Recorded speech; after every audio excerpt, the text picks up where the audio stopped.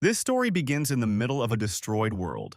Once shining cities and sounds of life were lost in the darkness, leaving only trampled bodies on the scorched earth. In the middle of all this was Lin Shin Hyun. In his hands he was clutching the staff with which he had pierced his enemy, and also the culprit of this tragedy. Towering over his fallen enemy, Lin Shin Hyun had only one question in his mind. Why did everyone have to die because of him? However, the dead heavenly demon was no longer able to respond, causing Lin Shin Hyun to remain in complete silence, which was interrupted by the voice of the goddess who suddenly illuminated this place. Descending from the heavens, the goddess said that Lin Shin Hyun had worked hard. The goddess's name was Vega, the patroness of weavers, and looking at our hero, she added that he had killed the heavenly demon and saved the world. Lin Shin Hyun lowered his gaze and asked quietly, "Is she joking?" Then he raised his head and with tears in his eyes ordered her to close her mouth because this could not be considered salvation.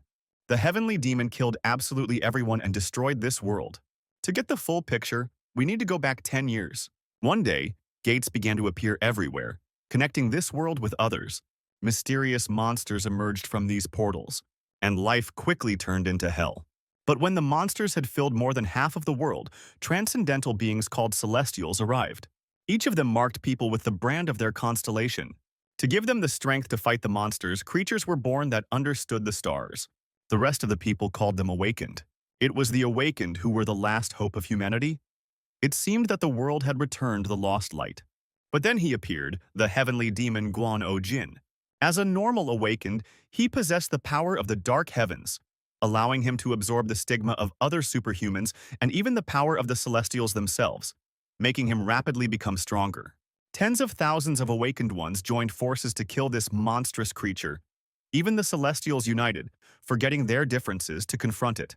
But this monster single-handedly crushed tens of thousands of superhumans and devoured the Transcendentals. The good apostles, the brave warriors, the noble Celestials, each died at the hands of this monster. It was the end of the world. Goddess Vega looked into the eyes of the Savior, quietly saying the words that the heavenly demon was dead. Awakened, Lin Shin Hyun killed him. The goddess raised her hands up and said that for killing the heavenly demon and saving the world, she should reward him with a wish in accordance with the Oath of the Stars. The Oath of the Stars is a special oath that can only be used by the celestials of the polar stars and can fulfill any wish. When Lin Shin Hyun heard this, he stood up and said that he was going to go back. The goddess immediately became alarmed and asked if he was really going to return to the terrible past, because in that case an even more terrible future filled with anxiety and pain could come. Lin Shin Hyun replied that he didn't care, and that this time everything would definitely be different. He swore that he would change the future. The regressor is a unique being that can challenge the fate of the world and rewrite the end of an already completed story. After some thought, the goddess replied that she agreed and now she would send him back to the past. Lin Shin Hyun asked her to stop and said that there was one more thing, and it was more of a suggestion than a wish. Lin Shin Hyun looked straight into the eyes of the goddess and said that he wanted her to grant him the stigma of Lyra. Her gaze did not immediately change when she heard these words. She started screaming that people couldn't absorb her stigma. Even the heavenly one couldn't do it either. She was even more furious, asking, "Does he really think that everything will be different just because he saved the world?" However, Lin Shin Hyun was full of courage and said that returning to the past would be meaningless if he couldn't do it. The goddess was surprised by his persistence, as well as his words that if she did not do this, then everything would simply repeat itself. Raising her eyes, the goddess said that she agreed with him, and when he returned, she would visit him personally and grant him the stigma of Lyra. Lin Shin Hyun was very surprised and said that it was impossible because her memories of him would disappear when he returned to the past. The goddess descended saying that it was true, and she would not be able to remember that time. However, if Lin Shin Hyun were to acquire her stigma, the past goddess might recognize him as a regressor. The guy was clearly very surprised, while the goddess continued to say that if he could survive this, then the past her would be able to recognize him as an apostle. Meanwhile, Lin Shin Hyun was thinking that he simply couldn't believe that he would become the apostle of the polar star because this is what many awakened ones desire, but which no one has yet been able to achieve. Looking at his opponent, Lin Shin Hyun memorized every little detail and detail of his face. While he thought that finding the place where he was first seen awakening would not be difficult, and all he needed to do was go there and wait, the goddess extended her right hand and illuminated our hero with her light, saying that she must begin to fulfill her oath. As she rose up, she declared that Lin Shin-hyun was the one who had defied the heavens, so he had to be extremely careful. As time began to slow down, Lin Shin-hyun thought that everything he had failed to protect, as well as all of his regrets, would remain here in a future that would never come. With the power of the goddess, Lin Shin-hyun went to the past.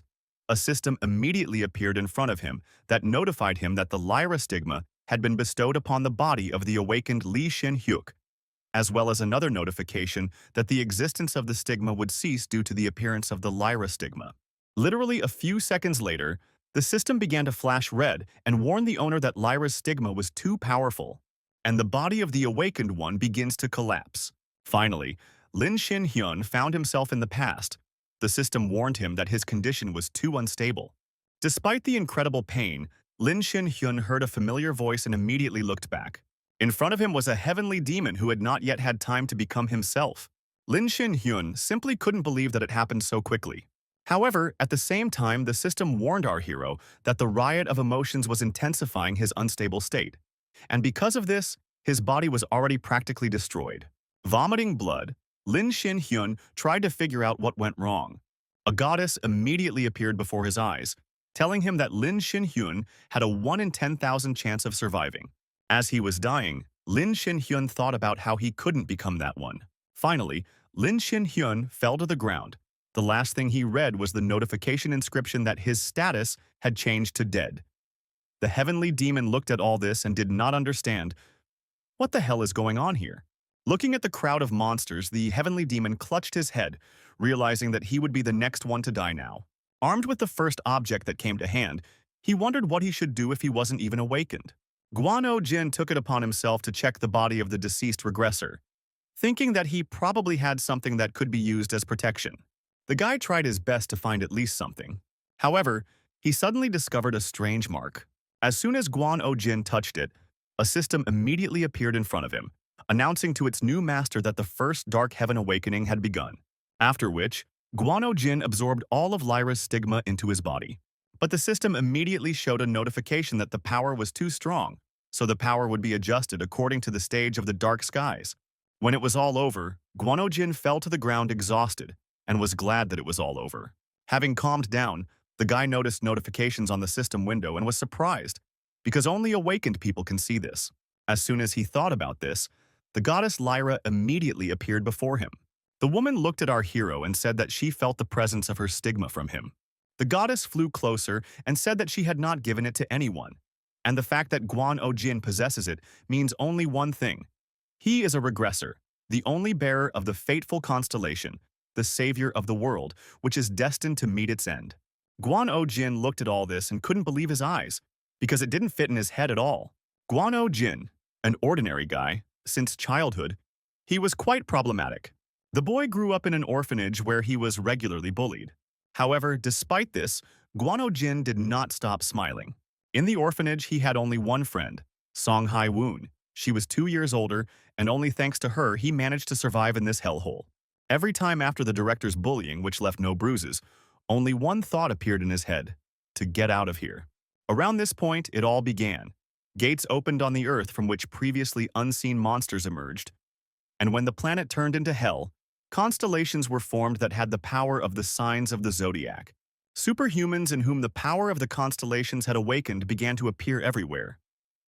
Guan-oh-jin deceived them for his own benefit because it was easier to survive in the new world. Like a leech, Guan-oh-jin attached himself to the awakened and sucked out their resources, pretended to be strong, created squads to simulate active participation in the team's work, as a result of which he took a significant part of the loot and ran away. On this day, as usual, he was fooling some sucker, and the now-dead Lin Shin-hyuk stood in front of him. Guan-oh-jin smilingly said that he has the constellation Aquarius, one of the 12 main signs of the zodiac. However, despite this, he is only on the first star, but at the same time, Guan-oh-jin did not have any abilities. Lin looked at his new friend and said that the followers of the compass are just nobody compared to the followers of the cardinal signs. To which Guan-oh-jin replied that the compass constellation is also cool, because this sign controls orientation in prostration and the search for the right direction. And besides, any weapon fits into the hand like a native. Guan-oh-jin smiled widely, and deep inside he thought that this was a suitable sacrifice. Therefore, he needed to continue to press. Guano Jin extended his hand and said that he felt that it was not by chance that fate brought them together. So he proposed to join forces. Lin asked in surprise why Guano Jin wanted to join the team with him. Guan Jin laughed and said that he was a little embarrassed to admit it, but he still had poor control over his sign, and he had been awakening for a year but was still only on the first star. Stars. These are something like skill levels. There are 12 of them in total. Superhumans receive stars by honing the skills of their constellation, although the power of the constellation affects many things in itself, and you also need to know how to use it. Guano Jin pulled his shirt off and said that he wasn't bragging, but he even had a mark, to which Lin replied that he now had no doubt that he was an Aquarius representative. Meanwhile, Guano Jin was thinking about how when he decided what he would do for a living, he cut out this constellation on his skin with a blade. It was incredibly painful, so he liked to show it off to onlookers once again. After all this, they went to the dungeon together, and Guano Jin warned that it was low ranking, but there was a lot of competition there, so they had to be careful. When they were inside us, the hero said that before the fight, he should put a buff on Lin. Guano Jin stood in a strange position and began waving his arms. Inside, he was thinking that all he had to do was sprinkle some glass dust mixed with fluorescent paint and everything would be ready. Lin took up his weapon, saying that he could already feel his body filled with energy. Literally, every cell awakened. Then Lin entered the battle waving his weapon. He himself did not realize it, but he had an unexpected enlightenment, because of which his level jumped. However, the guy himself was sure that it was because of the Aquarius buff. When it was all over, Guano Jin said that Lin had great skills, but it was time for them to say goodbye. Guano Jin thought that Lin was much stronger than the other awakened ones that Guano Jin had met before, and that he could earn as much as 300,000 won and Lyra crystals. At that moment, Guano Jin was sure that he had hit the jackpot, and he was so carried away that he didn't even notice how silent they were now. When they came to their senses, they were already surrounded by hundreds of monsters. Lin and Guano Jin started running away from them, but it didn't help them much. Looking at this, Guano Jin thought that he had been in these low-ranking dungeons for several years, but this was the first time he saw so many monsters. Lin shouted that the monsters were too fast and it was impossible to escape from them. At that moment, Guano Jin noticed that Lin was looking at him in a strange way. When Guano Jin realized everything, it was already too late. Lin kicked him to the wolves to save himself. Guano Jin couldn't believe that he had been so easily abandoned. And it was at this moment that something happened that could not have been predicted. As a result, Guano Jin is now sitting in front of the goddess and trying to comprehend what happened. Guan Jin tried to think of something to say and remembered that she said that he was the bearer of a fateful constellation. Guan Jin immediately thought that it was probably about that strange mark, because he had never seen anything like it. But it was on Lin's body. Their situation is certainly very strange, but it turns out that Guan Jin has now used the power of the dark skies to appropriate Lin's mark for himself. And it wasn't a compass but a lyra, which means this guy is a real time traveler. Guano Jin remembered that a strange lightning bolt ran through his body. This happened after Guano Jin absorbed Lin's power. This means that Lin, who returned to the past, could not accept the stigma and therefore died. The goddess noticed this pause and asked why Guano Jin was silent. Was he not the one she needed, despite the fact that she clearly felt the power of the star that challenged the heavens? Guan Jin slowly stood up. Inside, he thought that he didn't know what this dark sky and fateful star were, or what kind of goddess was standing in front of him, but all he needed now was to survive. Because of which, Guan Jin decided that he would have to become the one she was looking for, and announced that he was the time traveler. The goddess smiled and said that she knew it. Guan Jin thought inside that he was surprised that the goddess believed him. He was pleased with himself because he had just literally fooled a deity. The goddess of Lyra said that although she can't wait to discuss all the events of the future with our hero, there is one problem now. These annoying emotions interfere with their conversation, so they need to be gotten rid of. The goddess said with a smile that she really couldn't wait to see what the fateful star was capable of. Guan Jin realized that she wanted him to show his strength right now, and trembling with fear, he said that he would get rid of them now. Guan Jin walked up to Lin's body and slowly picked up his weapon. Then he prepared himself and felt that the energy in him was literally bubbling over, and his body was light as a feather. Even though he was a newbie with 1 star, his strength was now definitely superhuman, so this shouldn't be a problem for him. Guan Jin entered the battle and easily destroyed several monsters. Inside, he wondered, Is hunting monsters really that easy? After killing a few more monsters, Guano Jin received a notification from the system stating that he had just raised his Compass Constellation Spear proficiency to level 4. After this, our hero felt that someone's memories were popping up in his head. Guano Jin saw that they belonged to Lin. However, in these memories he had a scar, which means that the memories are not from the past. It turns out that this is Lin Shin Hyuk in the future, and it turns out that Guano Jin sees unfulfilled prophecies. Along with these memories, Guano Jin received the power of the Compass Constellation, causing him to wonder if even beginners are that strong. But then I realized that this was most likely not the case, because those with whom he was in the squads were, to be more precise, weaker. While he was thinking about this, the goddess suddenly ordered him to stop and asked if he was really dragging it out for her amusement. Guano Jin looked at her questioningly and asked what she meant. The goddess said in a displeased tone that he himself understood and asked why he, Guano Jin, did not use the stigma. Guano Jin stepped back in shock and realized that in all this time, he hadn't even used the real power of his mark yet. The goddess bowed her head and expressed the opinion that it was probably not easy for even a regressor to learn to use the new power, since Guano Jin was now like a child who was just learning to walk. Guano Jin was delighted that the goddess herself came up with an excuse for him and with a wide smile said that he also felt as if he was in the body of a newborn. The goddess smiled back and said that in that case she could help the baby take his first steps. A system immediately appeared in front of the guy's face and notified its owner that the goddess had just granted him the blessing of the star. Guano Jin also thought that he had heard her name somewhere before. At the same time, he also saw another system notification, which said that his mastery of the Lyra stigma had been temporarily increased. With renewed strength, Guano Jin prepared to continue the battle. And rushing into the attack, without knowing it, he used a skill called Blue Thunder of the first level. The battlefield was pierced by lightning, incinerating all the monsters they could reach. When it was over, Guano Jin found himself in the middle of a mountain of burnt corpses and wondered if this was all his doing. Guano Jin slowly raised his gaze to the goddess and realized that an ordinary person with the first star is definitely not capable of this, which means that it is all about the constellation Lyra. Meanwhile, the goddess said with a smile that Guano Jin was definitely a regressor because his learning speed was very impressive. Guano Jin quietly said that the Weaver goddess was in front of him. The goddess stopped her praise and asked if he really wanted to know something. And at that very moment, Guano Jin realized that the one in front of him was that very Vega. There are hundreds of constellations that have incredible power, but they are not equally powerful, so the power of a Superman depends on the rank of his constellation. There are only 3 who are superior in power, and even 12 zodiac constellations: the North Star, Deneb, and Vega itself. The last one is one of the strongest. Her power is an order of magnitude higher than the power of other constellations, and she came to our hero, and at that time he was also trying to deceive her. Guano Jin had already come to terms with the fact that his end had come, and wondered if he should still admit that he had lied to her because he was afraid of death. However, he discarded this idea, because it was already too late, and she would kill him that very second for this. Guano Jin threw down his weapon and began to slowly approach the goddess. Along the way they say that he missed her. The goddess was surprised but looked at him and asked what he was talking about. Guano Jin gently took her hand, saying that he thought he would never see her again. After this, he suddenly burst into tears and pressed himself against her hand, saying that he was incredibly happy to see her again. The goddess could not believe what was happening and asked in a trembling voice, what kind of relationship were they in the future?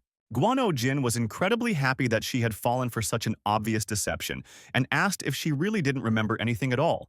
To which the goddess replied that she knew nothing at all about the future, but she wanted to know who they were to each other. Guano Jin smiled warmly and looked into her eyes, swearing that he promised that she would find out about everything in the future. Inside, he was happy that he had succeeded, and thought about adding a look as if he knew more than he seemed.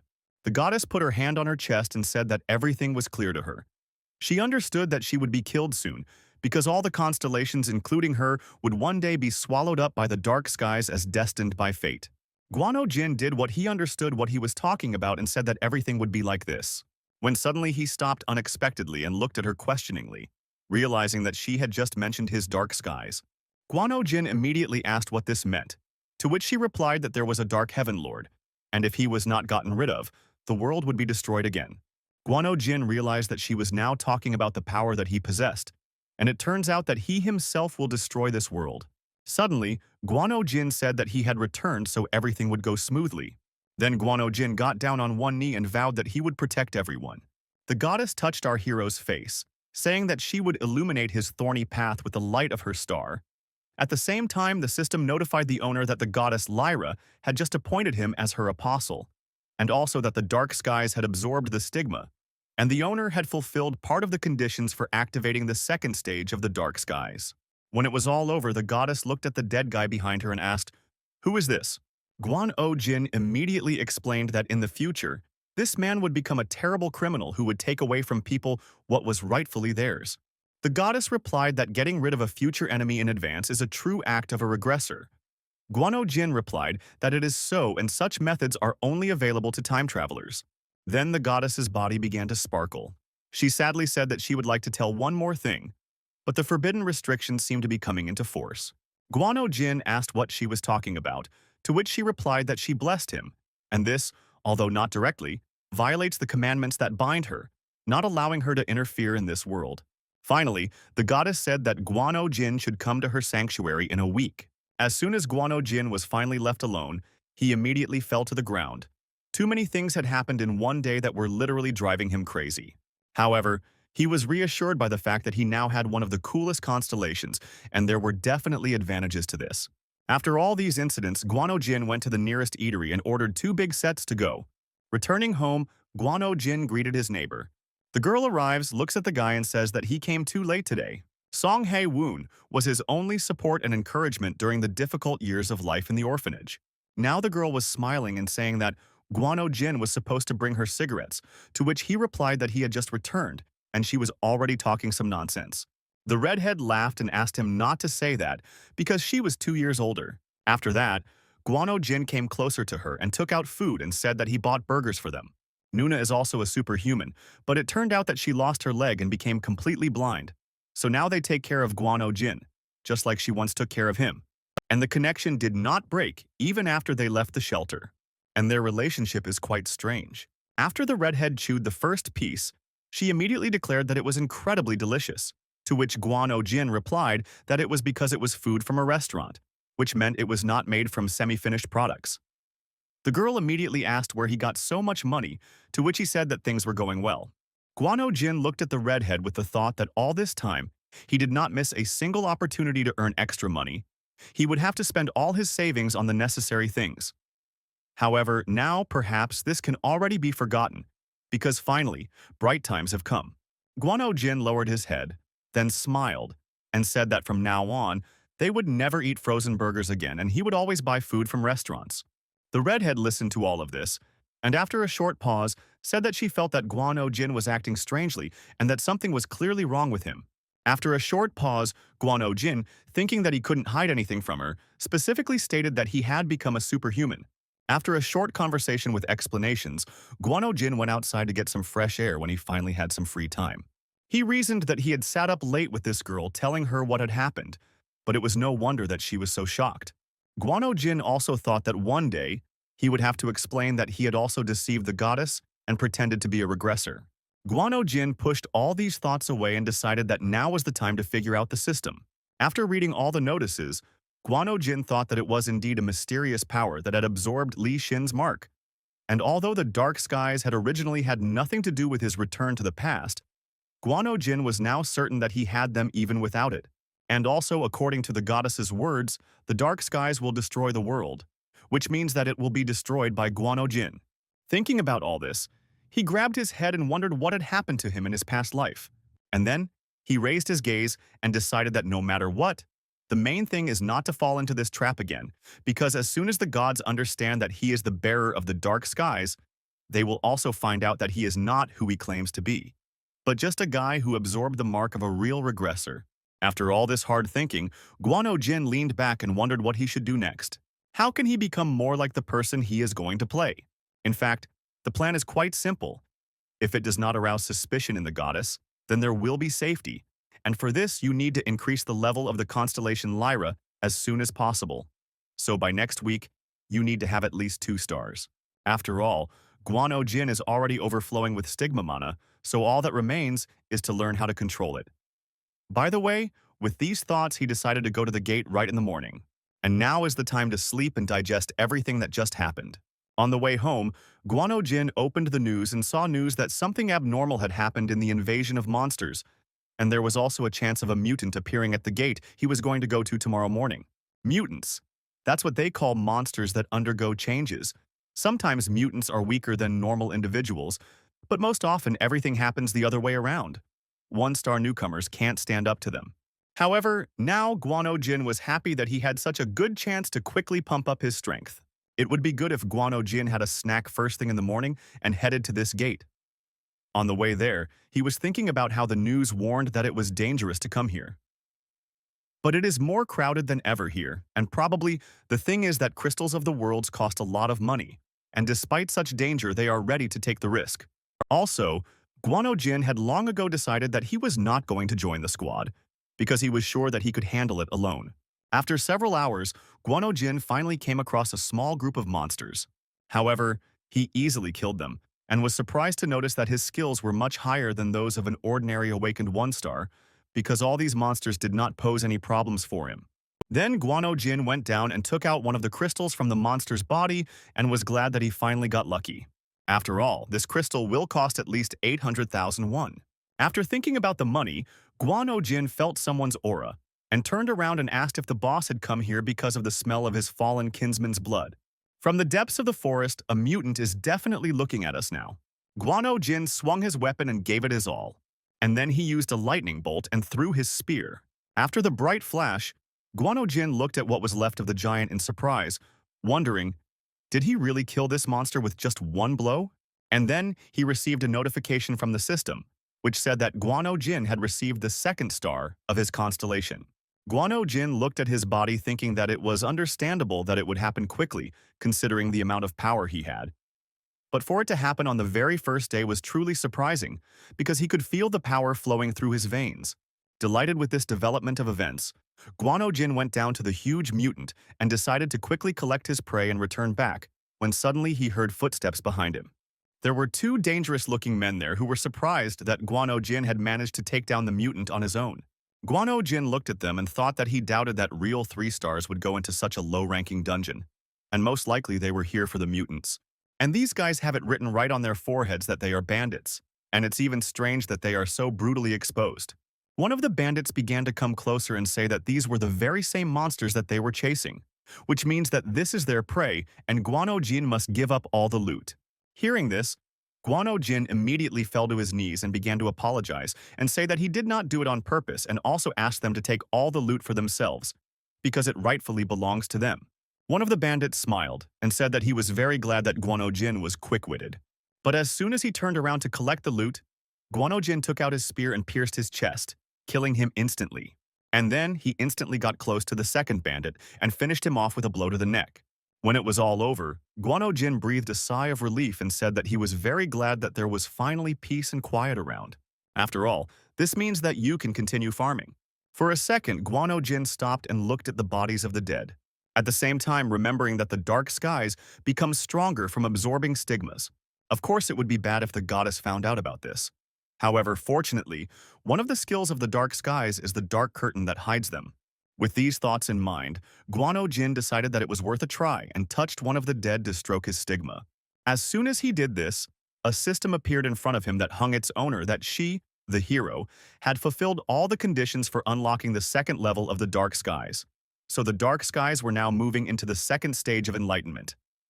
As soon as Guano Jin read all this, a cool bunch of energy rushed through his body, which was accompanied by pain, because of which Guano Jin screamed throughout the forest, while a system appeared in front of him that said that the level of enlightenment of the dark skies was too low and the number of records available for reading was limited. After these notifications, Guano Jin saw Lin Shin's past. The guy woke up in the hospital and found out that he had been unconscious for 2 weeks. He was talking to some unknown people when suddenly a woman entered the room and said that a sacred relic had been found in the new gates of Mokdon. Immediately after this, the memories stopped and were abruptly cut off. Guano Jin came to his senses and immediately received notifications from the system that the memory recording of the awakened Li Xin had been partially restored, and the mastery of the spear of the constellation compass had increased to the 5th level. And Guano Jin also received the skill of pathetic excuses of the second level. Looking at all these notifications, Guano Jin realized that the more he became enlightened, the more of this person's memories he would see. Sacred Relic. This is the name given to artifacts that contain concentrated stellar power. Some of them contain so much energy that they can easily compensate for the difference of 2 stars. And now, Guano Jin was thinking about all of this. Also about the fact that if you generalize the information, then in the gate that will open in the area nearby in 8 days, there is a sacred relic, and such a chance cannot be released. After all, this is really very valuable information. After finishing farming, Guano Jin went to the association to exchange his crystals for money. And the association agent said that the crystals were currently worth 1.5 million. However, with taxes, Guano Jin would only receive 100,000. After thinking about it, Guano Jin decided that 20% tax was simply robbery. However, I decided that it could have been much worse. Then he went to the waiting seat. And finally, his number was called to the counter.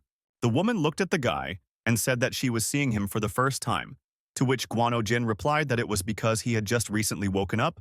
She smiled and asked what his constellation was. Guano Jin briefly replied that his constellation was Lyra. As soon as the agent heard this, she couldn't believe her ears and asked again 100 times. Guano Jin answered her several times in a row, the same thing. The agent was in complete shock, and she said that for such a client a special approach is needed and asked him to follow her. On the way, Guano Jin thought that he didn't expect any other reaction, and it would be nice to stay in the shadows for his own convenience, at least for a while. But that would be too stupid. The agent led our hero to the VIP lounge. Guano Jin assessed the room in which the blonde man was sitting, and they locked eyes. The blonde immediately ordered our hero to look at the floor, and Guano Jin realized that this man was clearly not easy. However, I decided not to pay attention to him because it was obvious that this guy probably just came to take the registration exam. Suddenly, our hero noticed that there were exclusive desserts for VIP visitors on the table. Our hero began to salivate. Inside, he thought that being a swindler, he always envied the bastards who ate such delicacies at the top of their tower. Therefore, as soon as Guano Jin sat down on the sofa, he immediately began to absorb all these delicacies, while he was thinking that there was no need to hold back, because, well, it would be bad if all the food went to waste. The blonde couldn't believe that Guano Jin was eating all that food so unceremoniously. When Guano Jin decided to himself, he decided with a smile that the leftovers would have to be packed up and taken with him, delighting his girlfriend. As a blonde friend, looking into the eyes of our hero, he asked, "Is he really starving?" And he also added that Guano Jin was smacking his lips so loudly that the blonde almost threw up. Guano Jin smiled and turned away, saying that the blonde guy really is a brave guy. He also added words about how young people are so lively and always speak instead of thinking, without caring about the consequences. There was one who couldn't understand what Guano Jin was saying. However, Guano Jin immediately interrupted him and, looking into his eyes, asked if the blonde knew who was sitting in front of him. The blonde wanted to answer something, but Guano Jin interrupted him again and said that it was worth lying low for a short time, and everyone had already forgotten about him. After that, Guano Jin looked him straight in the eyes and said that he did everything that even here in the VIP room, someone would recognize him. The blonde became very nervous and began to think that perhaps there was some famous person sitting in front of him. After all, judging by the aura that comes from our hero, this guy seems to be really famous. It's me who communicates as if I'm much older. The blonde's legs began to tremble, because he remembered that he had already heard about something similar, because upon reaching the 9th star, the body could become younger and not just anyone would be allowed into the VIP room. Guano Jin interrupted his thoughts and asked which guild this boy was from, and also added that he should communicate with respect. The blonde immediately stood up and bowed low as a sign of respect, and then introduced himself by saying that his name was Puck, and that he was from the Imperial Scorpion Guild. Inside, Guano Jin immediately thought, "This is one of the top 10 guilds in Korea, consisting of the owners of the Scorpio constellation."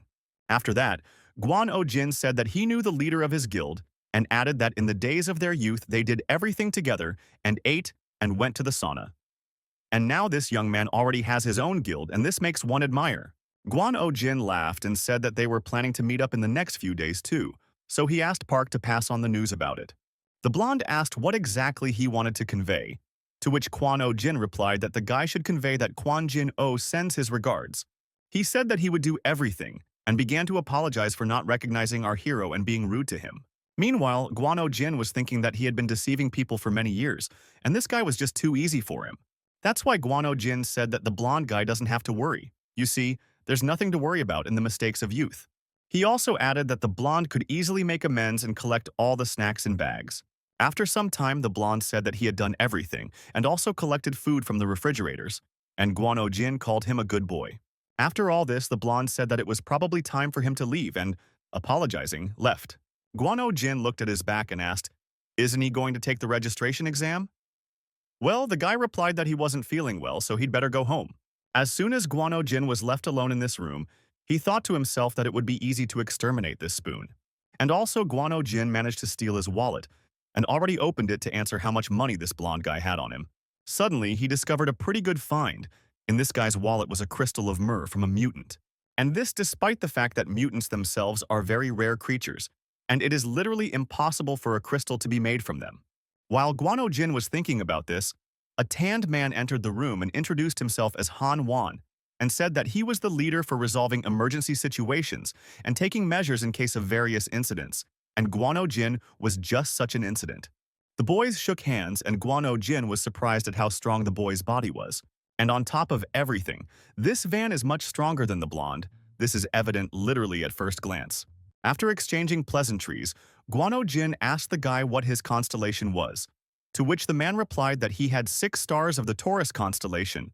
Guano Jin immediately thought that this was one of the 12 zodiac constellations, and this man was definitely not weak. Wang's gaze changed and became serious, and he asked, "Does Guano Jin really have the stigma of the Lyra constellation?" Guano Jin thought that such interest was not surprising, since he was Vega's first successor, and lifted his shirt to show this stigma. The man thought for a moment and said that all of this needed to be checked precisely and that he would be the one to personally conduct the registration exam.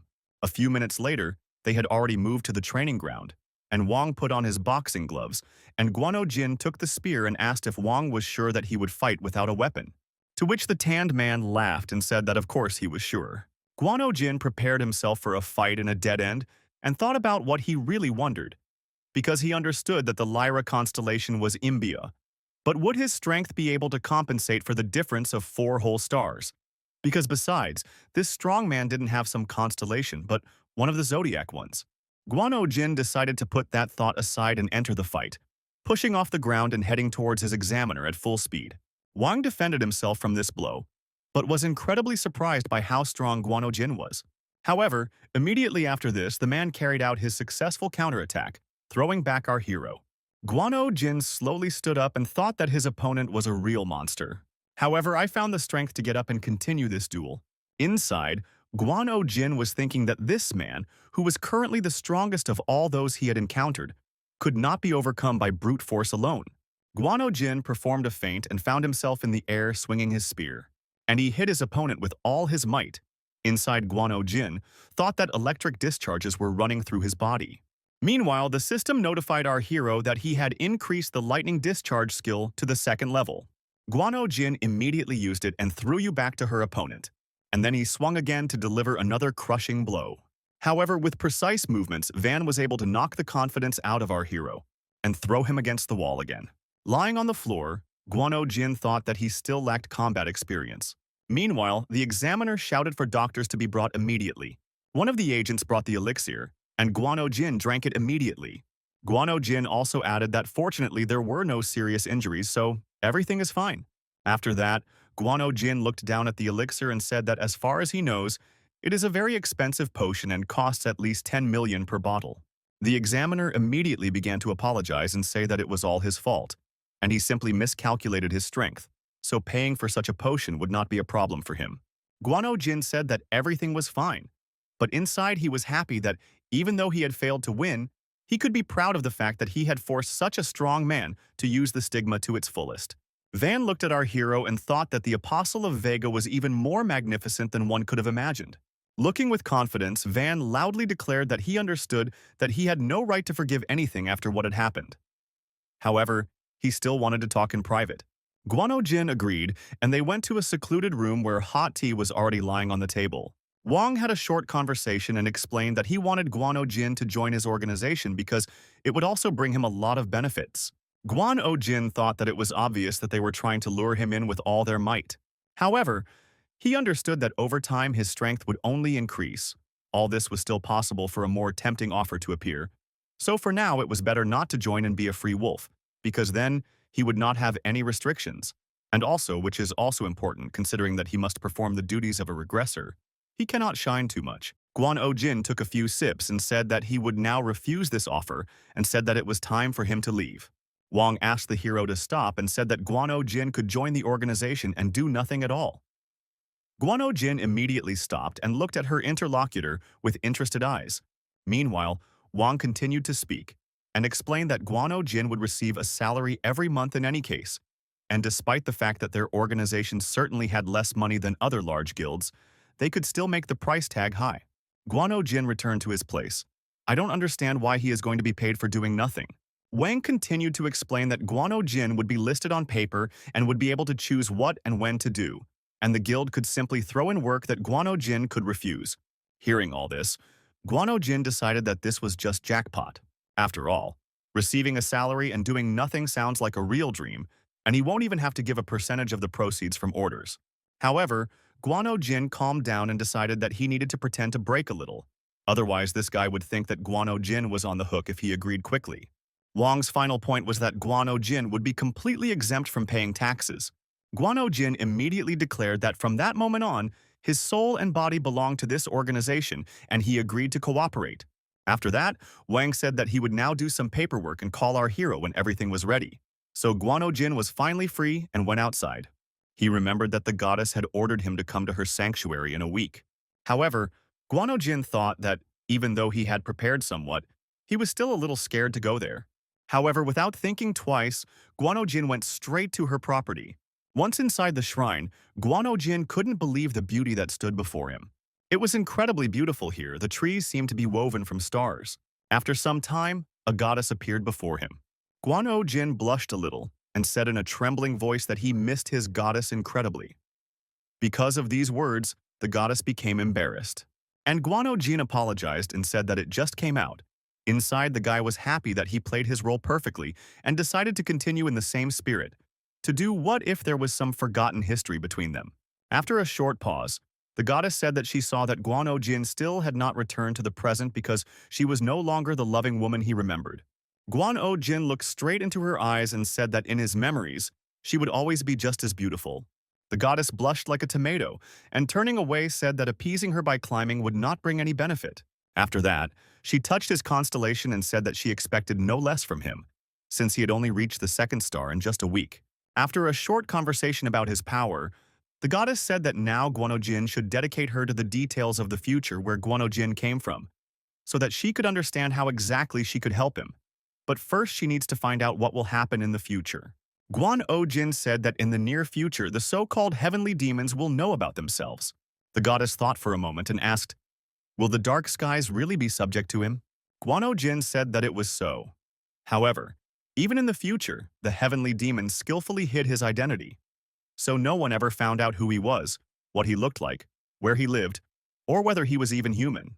The goddess looked at her apostle in surprise and asked, is it possible that even he doesn't know? Guan Jin replied that he tried to find at least some information, but nothing came of it.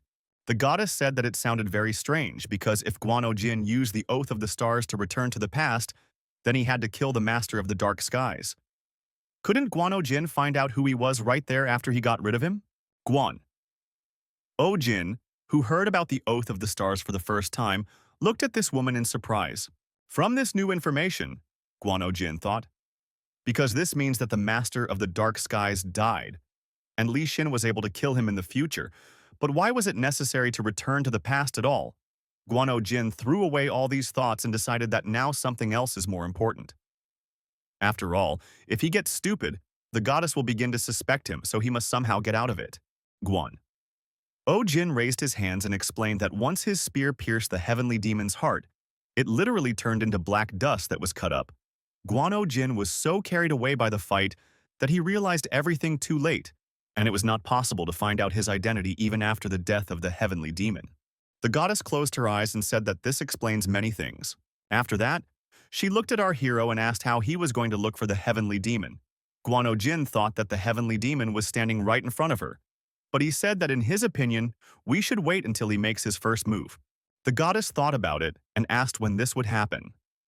But when Guano Jin replied that as far as he remembered, it was at least 3 years until that moment, the hero inside us hoped that this time would be enough to strengthen his position. Guano Jin looked at his goddess and said that he promised to become stronger and continue to look for clues. Guano Jin also added that nearby, in a couple of days, a new gate will open and there will be one very valuable item there, so the first thing you need to do is go there. Guano Jin learned about this from the memories of his killer. So if this is how it turns out, he will be able to remove all suspicion from himself because only a regressor can know such a thing. The goddess smiled and said that she saw that Guano Jin was in a hurry to take advantage of the regressor's privilege, and she was not going to stop him. The goddess instantly appeared right in front of him and hugged him very tightly, saying that the responsibility for the fate of the world rested on his shoulders, but he still should not demand too much of himself. Guano Jin thought that these motherly hugs warmed his soul even more, and he thought that he was lying to such a kind goddess, which is why his conscience was gnawing at him. However, he had no choice if he wanted to survive. Guano Jin took her hand and pressed his cheek to it, saying that he was ready to do anything for her. The goddess became embarrassed again and asked how Guano Jin could say such things so simply. Guano Jin thought that this was a great reaction and would cement their entire relationship, and then bowed and said that it was time for him to go. The goddess laughed and said that she was going to go with her apostle. Guano Jin asked what she was talking about, to which she replied that she was going to create an earthly shell to travel with him.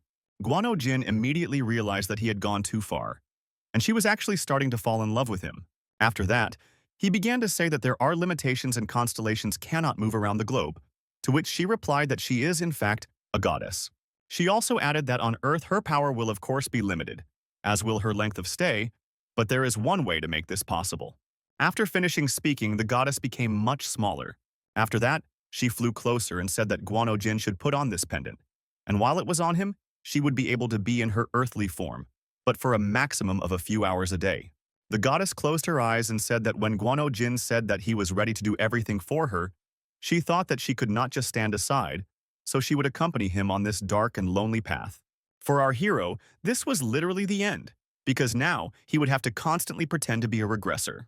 After all this, he returned to his home, together with the goddess, and told his friend about it, who immediately began to shout that she thought that the constellation they could appear on Earth because of some kind of prohibitions.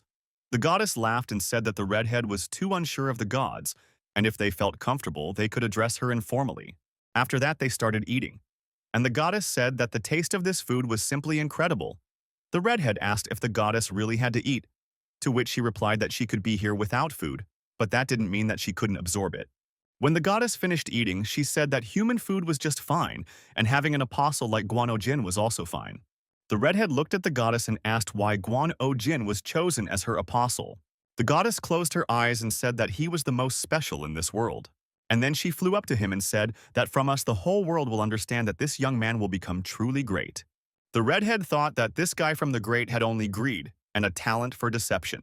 Suddenly, the goddess said that the redhead was also special, and she immediately added that it could help her get rid of the curse that was depriving her of her sight.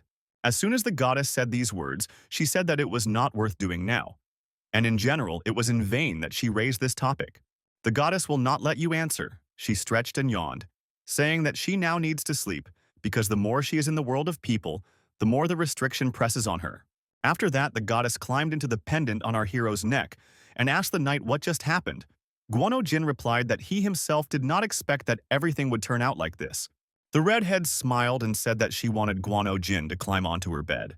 Guano Jin sat where she said, and the girl lay down on his lap with a smile on her face. After that, she blushed and said that Guano Jin was a great pillow. They talked a little, and eventually the girl fell asleep. And Guano Jin too, despite being in an awkward position. 2 days later, based on the information from Li Xin's memories, on the right day, Guano Jin went to Mokdong, waited for 3 whole hours before the gate opened, and then entered it. The goddess was with him, and Guano Jin reasoned that she was not particularly surprised that he was right and that she seemed to trust him completely. The girl does not suspect anything, and now after the opening of the gates, her faith must be absolute. They walked silently into the depths of the forest. While Guano Jin was thinking that he hoped that he could clear this gate alone, because he still didn't know what kind of monsters there would be.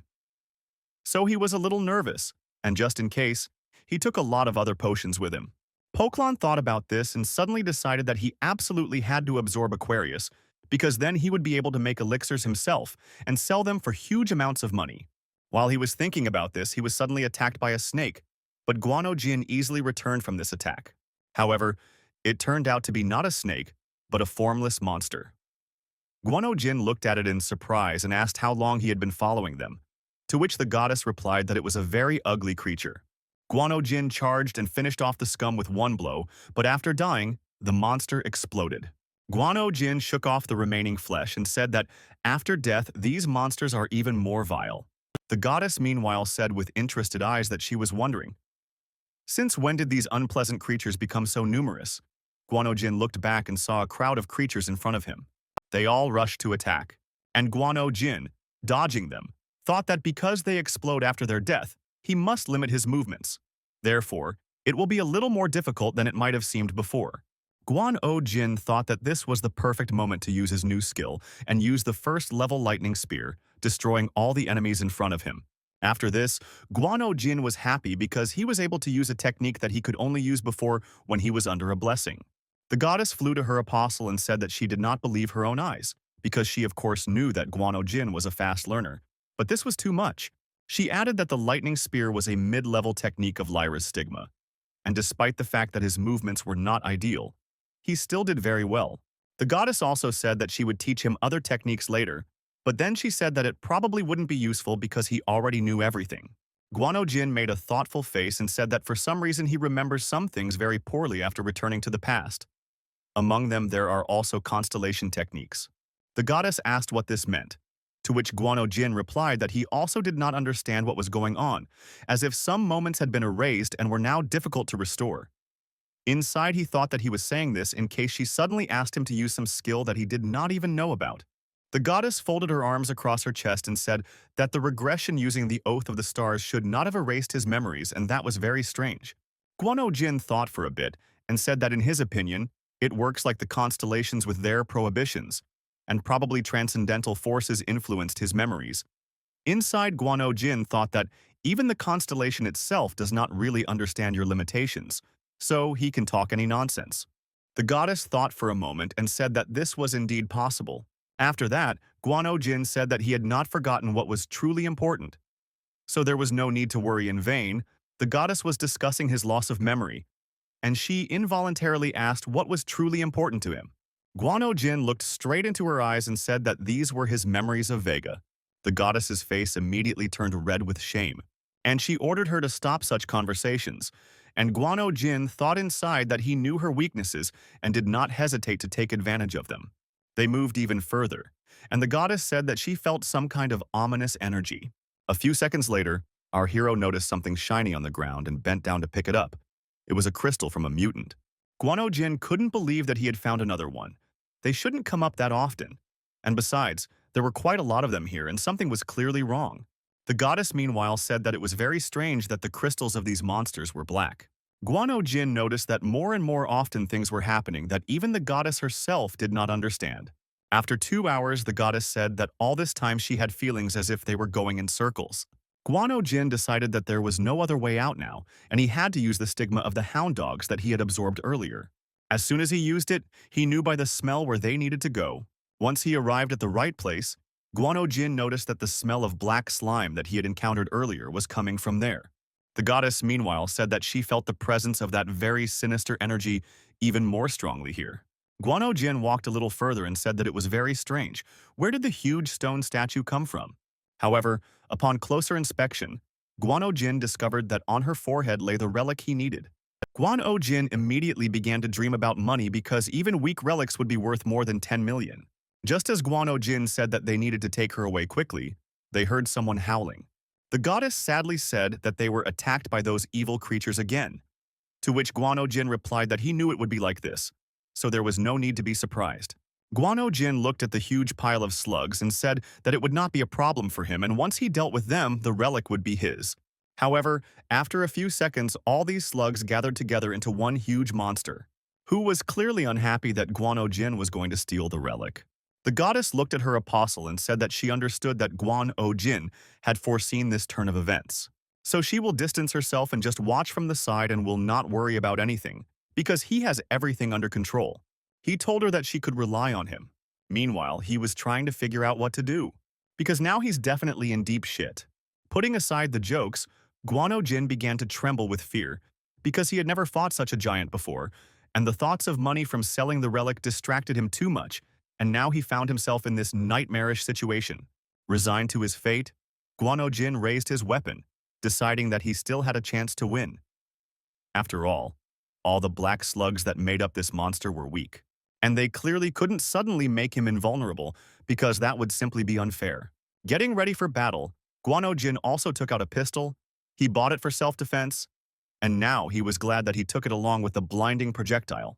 Guan-O-Jin took aim and fired one precise shot straight at that giant.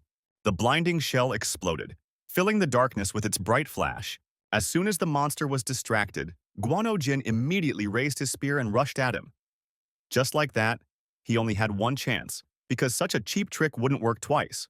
Guano-Jin jumped high into the air and shouted that he would put all his strength into this attack, and then he thrust his spear straight into the giant's back. But then he realized that it looked like one attack wouldn't be enough, because the monster began to resist.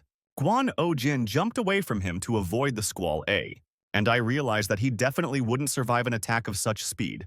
Therefore, he needed to continue to avoid it. After a short break, Guano-Jin went back down to the monster, and waving his hand, he shouted that now the giant would feel a million discharges right in his face.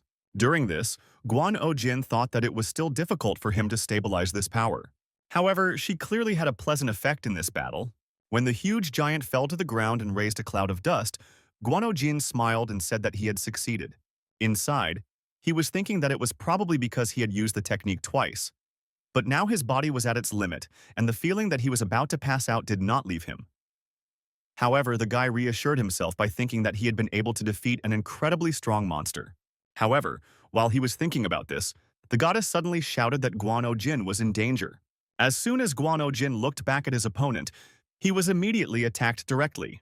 However, the goddess managed to save him at the very last moment. As soon as Guano-Jin raised his gaze, he saw a giant in front of him, who had changed slightly and became even more evil. Guano-Jin realized that there were no other options left and leaned over the goddess, asking her for a blessing. The goddess immediately agreed, as this was the only reasonable way out of the situation, and blessed her apostle. Immediately after this, Guano-Jin received a notification that after the blessing, his mastery level of the liar stigma had been temporarily increased. Guano-Jin immediately noticed that the effect was several times stronger than last time, and it was probably because it had become stronger since the last time she blessed him. As soon as Guano-Jin pushed off the ground, he began to approach the giant at an insane speed, while thinking that his body could barely withstand such an amount of energy. Our heroes easily dodged all the attacks of this huge giant and slowly but surely approached him. Guano-Jin unleashed a series of attacks that consumed a huge amount of his mana. However, this was obviously not enough. In the meantime, this guy's body had already begun to give in. Suddenly, the goddess asked him to stop. Guano-Jin looked around, and the goddess said that everything was already over. Looking down at us, the heroes wondered what it was all about, because he felt like God. However, immediately after this, Guano-Jin felt a sharp pain in his heart. The goddess, meanwhile, could not believe her eyes. And Guano-Jin wondered why his stigma suddenly started to burn so badly. Guano-Jin received a notification from the system that his stigma had reached the 3rd star, and along with this, all other skills had increased. The goddess, looking at all this, said that Guano-Jin did not even spend a month to get 3 stars. Inside, she was thinking that he was incredibly impressive, considering that in order to develop Lyra's stigma, many times more resources are spent, and Guano-Jin develops it with such ease and speed. But when she looked at our hero again, she saw that he was lying unconscious right on the floor. After some time, Guano-Jin finally came to his senses and saw a goddess in front of him, who kindly asked him, "How is he feeling?" Guano-Jin finally came to his senses and was surprised to find himself lying right on top of her. Guano-Jin began to wonder when she had become her normal size and why he was lying on her lap. He tried to get up, but the goddess immediately stopped him and said that he couldn't get up yet and needed to rest more. And then she said with a caring face that most likely our hero was overexerted, because he lost consciousness as soon as the fight ended. The goddess immediately began to scold him and tell him that he needed to take better care of himself, because despite the fact that Guan O Jin is a regressor, a person still remains. While she was talking about this, Guan O Jin thought about the fact that she always calls him a child, and now she generally behaves like a mother. Guan O Jin looked at her closely and noticed a strange expression on her face. He immediately wondered if something was wrong, to which the goddess replied that everything was fine. Because of this, Guan O Jin began to wonder what had happened. He realized that she probably began to doubt, because he had barely won even with her blessing. Finally, the goddess said that she was embarrassed because Guan O Jin kept calling her by name. Guan O Jin immediately stood up, and the goddess began to justify herself and say that she did not mean that it was bad, and if Guan O Jin wanted, then he could address her that way. Then the goddess turned away and said that she understood that in the future they were very close together. Guan O Jin immediately stood up and began to apologize, explaining that he himself did not know what came over him. The goddess immediately approached him and took him by the cheek, asking the question, could it be that before he could speak to her informally, but now he can't? Guan O Jin looked at her with a smile and said that he would now only call her by her first name, to which Vega smiled in response. But immediately after that, her face changed from pain, and the goddess said that the restriction was making itself felt again, and it was taking her some time to recover. Guan O Jin apologized in Turkey, but inside he thought that he got too carried away and used up too much of the Lyra constellation's power, and none of this would have happened if he hadn't been knocked out.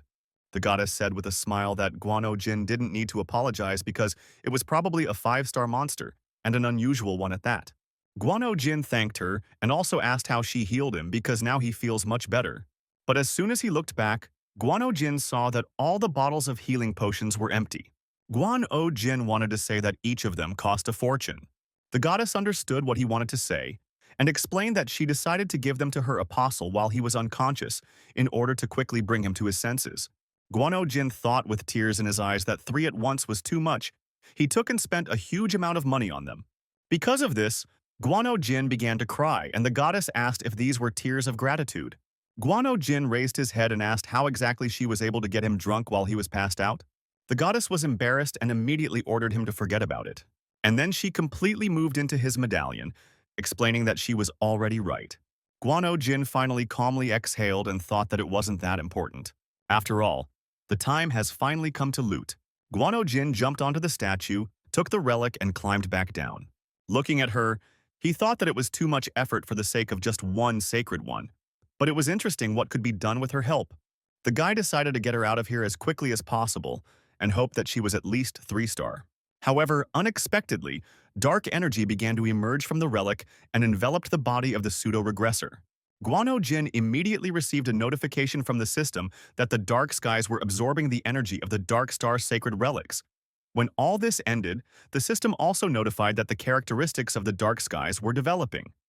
And now they can not only hide the aura, but also completely erase any traces of its presence, under the control of the users, and the conditions for the third enlightenment of the dark skies are partially fulfilled.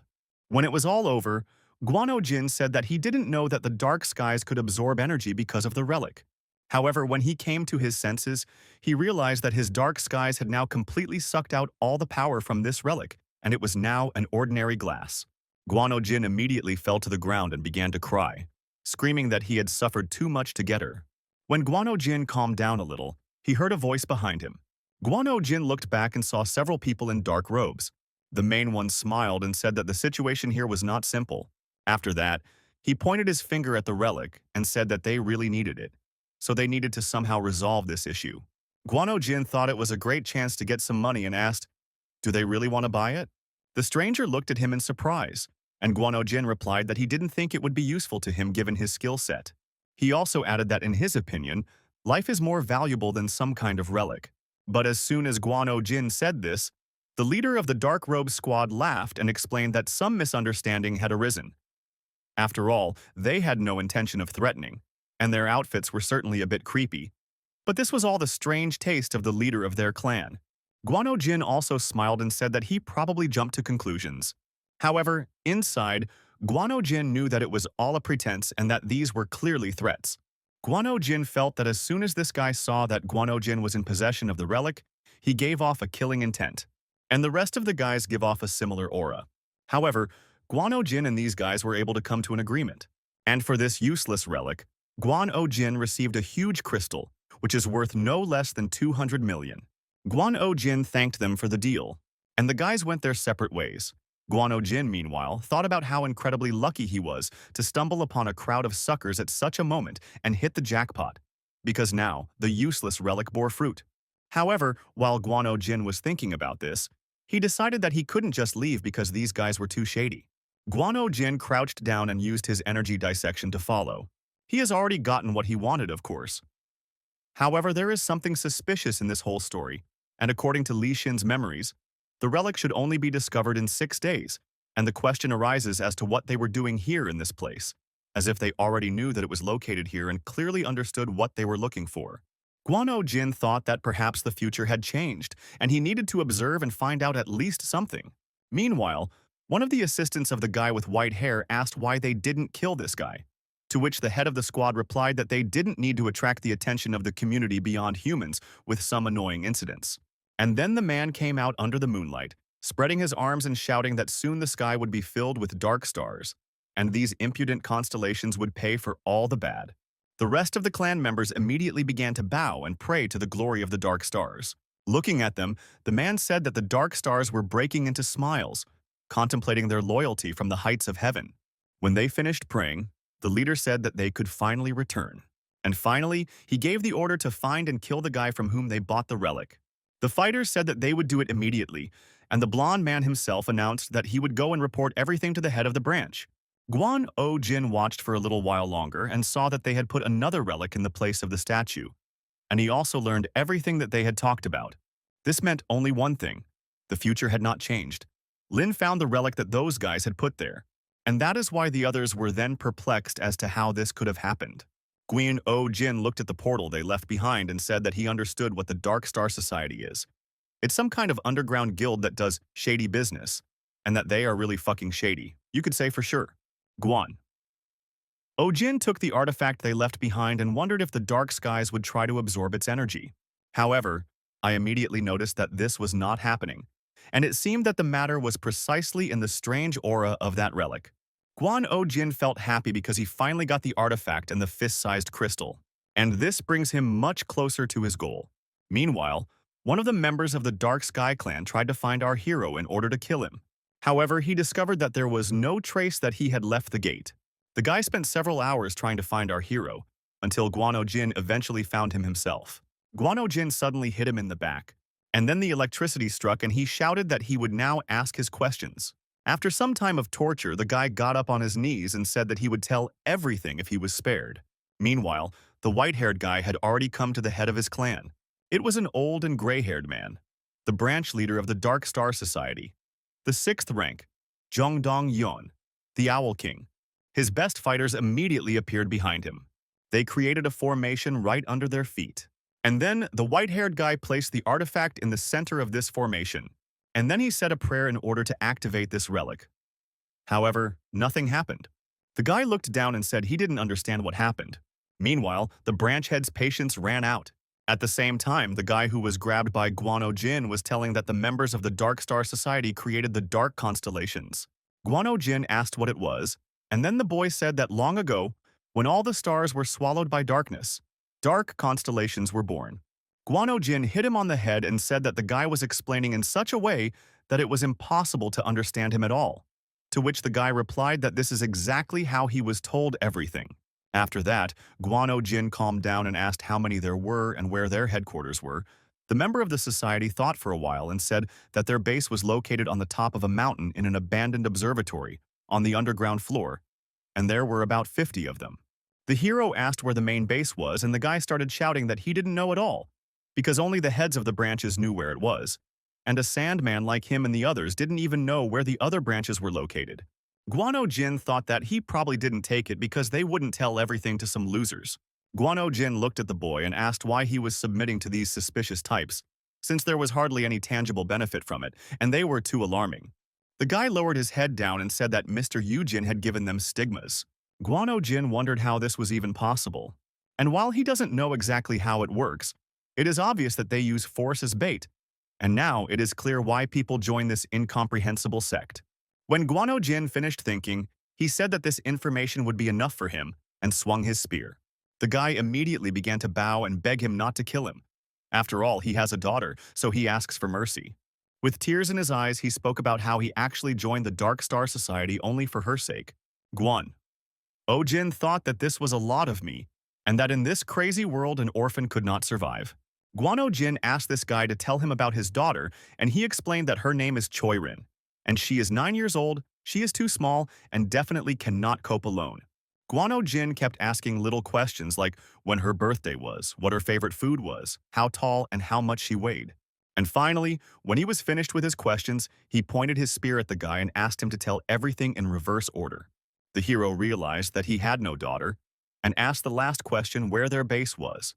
The man repeated his previous answer, and Guano Jin immediately killed him, saying that at least that was the truth. After that, Guano Jin thought about it, because at first he thought that they were just a bunch of scammers, but now they seem influential. Guano Jin touched his body to absorb his power, and immediately received a notification that the dark skies had absorbed the owl stigma. However, the amount of energy here was not enough to activate.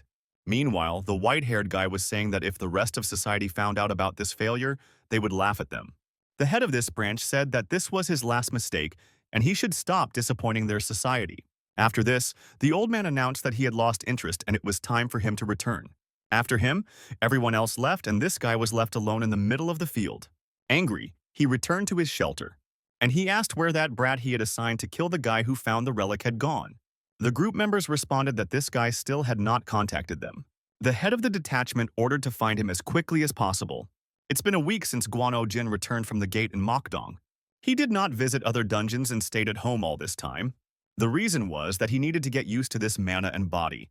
His strength had increased too much when he reached the 3rd star.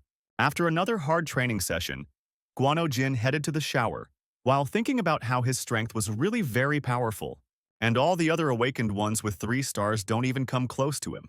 Wiping his head, he also thought about the fact that in any case the spear he was currently using was wooden, so using it with lightning was somehow strange. However, his thoughts were interrupted by the redhead, who asked him to sit down next to her, and then she laid him down on the bed and began the massage. Guan Jin looked at her with confusion and asked why she suddenly decided to give him a massage, to which she said that if he didn't like it, then she could just stop. Guano Jin calmed her down and said that he liked everything, but she ordered him to shut up and not interfere.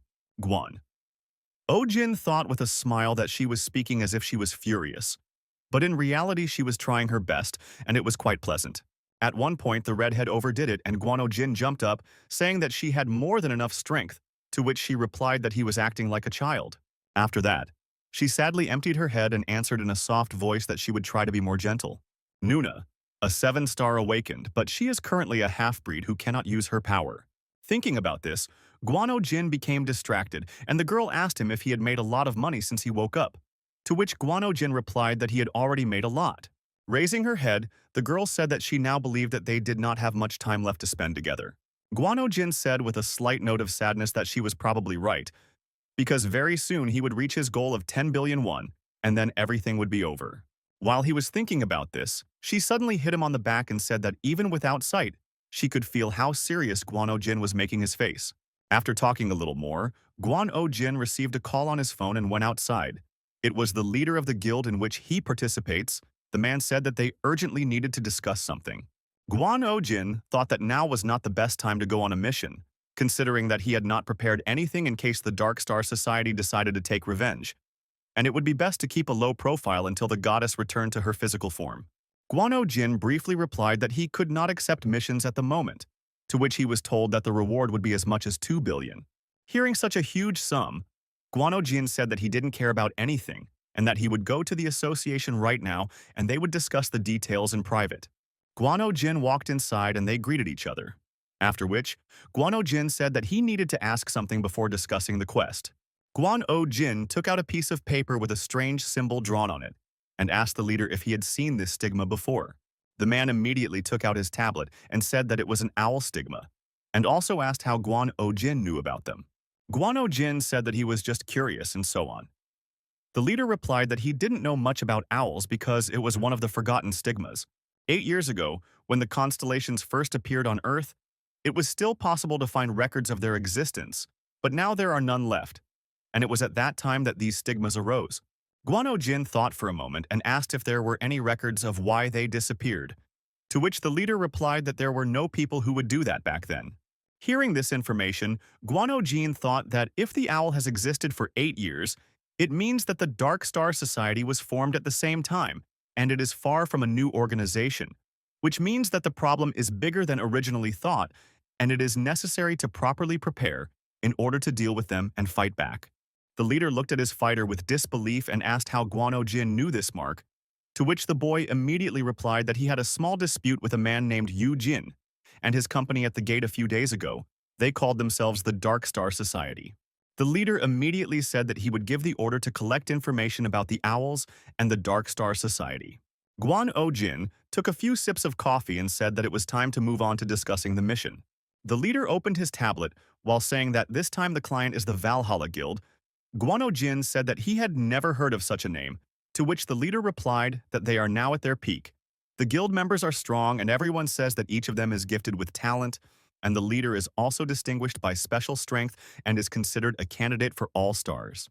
In this world, 7 stars are those who have surpassed human potential and have the greatest influence in the world. Guano Jin thought about what he heard that one of them is Korean and that there will be another Korean member of the star family coming out of that city. The leader meanwhile said that he would now move on to the essence of the mission, and it consists in the fact that it is necessary to search for a person who disappeared in the gate. Therefore, an experienced awakened one is needed. The leader gave a brief statement that the man disappeared on November 6th, and no one knows exactly where he was last seen. It was most likely at the Incheon 1-star or 2-star gate. Guano Jin immediately remembered that this was the very place where he had been deceiving people for the past few years, and it would not be difficult for him to deal with this incident. Meanwhile, the leader continued to give information that the missing man was over 20 years old, 182 centimeters tall, athletic build, brown hair, and his name was Li Xin. As soon as Guano Jin heard this name, his gaze changed, and the leader meanwhile asked, "Will Guano Jin be able to find him?" Guano Jin thought that he had finally reached the point where the future had changed due to the death of the regressor, and he grabbed his head because now this guy had been added to the problem of the Dark Star Society. However, unexpectedly, in the midst of all this darkness, Guano Jin found a ray of hope and found a way to take advantage of it. Guano Jin slowly stood up and said that he was not going to take on this matter. The leader looked at our hero and immediately asked why he was going to refuse. Guano Jin looked at his leader and said that searching for people was not his strong point. The leader said that then everything was clear to him, and also added that in fact the Valhalla Guild had a good relationship with the association. So he thought that Guano Jin could also establish contact with them. Guano Jin thought for a bit and replied that he was sure that he would still have a chance. After this meeting, Guano Jin headed to the newly formed gate nearby. He stood alone and bored, wondering why they were still not here. Would he really have to come back here tomorrow? However, if it was possible, he planned to finish before the awakening of the goddess, but apparently fate was against it. While Guano Jin was walking, he suddenly noticed a strong killing intent from one of the crowd members. As soon as Guano Jin noticed this, he immediately started running away from the guy in the hat. In pursuit, Guano Jin lured the guy into a deserted park. And when they were left alone, Guano Jin said that he was already worried that the Dark Star Society would stop looking for him. However, they have no shortage of perseverance. The man in the hat immediately took off his hat and directed his attack at our hero. However, Guano Jin returned with ease, but noticed that the power of the owl stigma was truly impressive. However, let's skip the boring fight. Guano Jin won after just a few punches. Guano Jin looked at his opponent and thought that, even though this is an ordinary 6 braiding, he is definitely not an ordinary opponent. This means that the head of society will be much stronger. Guano Jin took his phone and took a photo of his spear. And then, he called someone with a smile on his face thinking that he has someone who will deal with them for him. Guano Jin called the Valhalla Guild, and he said that he wanted to talk to the guild leader. The woman replied that at the moment the leader was not answering calls, to which Guano Jin replied that he had found Li Xin's body. The woman immediately headed towards the leader of Valhalla, and I fully explained the situation to him. The leader of Valhalla picked up the phone and asked our hero directly if he had found Li Xin. Guan Jin said that he found it, and now he is being held hostage by them. The leader of Valhalla asked what kind of nonsense this is and what is going on here, to which Guano Jin replied that he will now send some evidence. and sent a photo of Li Shin's spear. The leader of Valhalla couldn't believe his eyes, and he began to persistently ask who was calling him and what they wanted. Guano Jin smiled and said that his name was Yu Jin. Guano Jin also put forward some more conditions.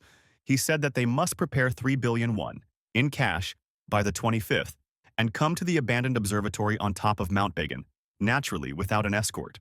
After that, Guano Jin hung up the phone, and the leader of Valhalla was left alone with his thoughts. Li Shin was his blood brother. After a short pause, the man looked at his assistant and ordered her to immediately contact the association, as well as call all the guild members located in the gate. In the meantime, he provided all the information he had about a man named Yu Jin. Inside, Guano Jin was thinking that the leader of Valhalla was acting much faster than expected. The leader looked down and said that this was a rather strange coincidence because the same Superman who got into a fight with our hero is now being sought by the Valhalla Guild. The leader also announced that they asked for any help to be sent and did not give details but said that they needed people to create a siege around the mountain. Guano Jin smiled and said that he would also join the siege. Inside, Guano Jin was thinking that the meeting between the Valhalla Guildmaster and Yu Jin would be simply disastrous. Meanwhile, on the top of the mountain, Yu Jin was beating his subordinate who begged him to stop it. He was on his knees saying that 3 days ago, he searched the area where another member of the society went missing, and at the same time checked the CCTV camera. So it can be said that this guy is a member of the association. Yu Jin thought about it and realized that this meant that he was not from the association, but at the same time he was leaving a building intended only for its members, which was quite strange. The man thought that this was clearly not a good sign. Meanwhile, the second assistant ran up to him and said that someone who looked like a collector was approaching the building. Yu Jin smiled and said that he was in a bad mood right now and maybe this would cheer him up a little, so he would go there to figure it out himself. Once outside, the man saw a spear that was in front of the entrance. However, I decided not to pay attention to it and then ask where it came from. Finally, after some time, he found the collector and asked if the old man was lost. He also added with a smile that wandering in the forest at such a late hour could be dangerous to one's health. This collector turned out to be the head of the Valhalla Guild. Yu Jin didn't know who it was, and he didn't understand why this man looked so creepy. A few seconds later, the head of the Valhalla Guild received a message that his brother's spear had been found.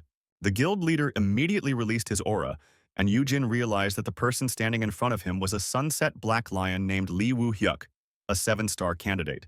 However, the guy clearly didn't understand what this man was doing here. Guano Jin put his bag on the floor and said that he had prepared all the necessary money in cash.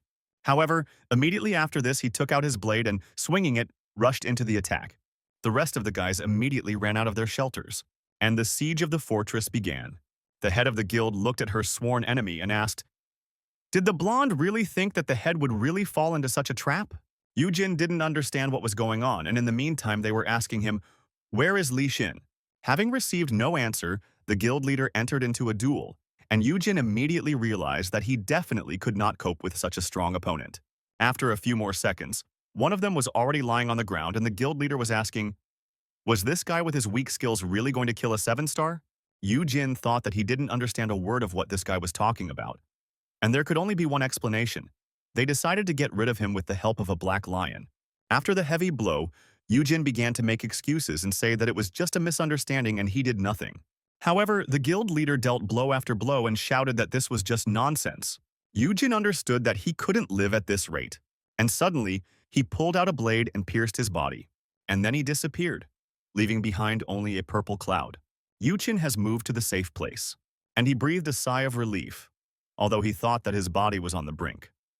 And he also used a precious sacred relic to escape, and his subordinates were probably losing to such a strong guy. Everything was going as badly as possible. Their secret base was discovered and members of the society were dying in battle. So now if he returns, he will be killed immediately for such a mistake. However, while he was thinking about this, Guano Jin suddenly appeared in front of him. Yu Jin immediately understood the whole situation, and Guano Jin rushed in just like that to finish him off. Yu Jin tried his best to fight back, while the heroes just laughed and said that it was probably hard to make such rare movements with such serious injuries. Having won easily and conducted an unsuccessful interrogation, Guano Jin thought that things had turned out rather badly. After all, there must have been some kind of ban placed on this guy, because every time Guano Jin asked important questions about the Dark Star Society, this guy would just start convulsing and not say anything. However, it was still possible to find out that this guy was a low-level administrator and served a certain boss. Also, Guan O-jin received the contact information of a man named Ashad Khan and decided that he was probably some colleague, so it was better to keep this information to himself for now. But after thinking for a while, Guan O-jin decided that these contacts would certainly find a use. After all, if you think about it, it wouldn't be surprising if the heavenly demon who was destined to destroy the world turned out to be a member of such an organization. Guan O-jin laughed and said that this was a great theory. The vile cultists gave birth to the heavenly demon, and Guan O-jin, a true regressor, should never put up with their existence. However, Guan O-jin calmed down and thought that this had exceeded his expectations, because even with this guy, Guan O-jin would not have been able to deal with him if he was in full health. And if even a low-level administrator is so strong, then it turns out that the branch head may be at the level of the greatest reaper.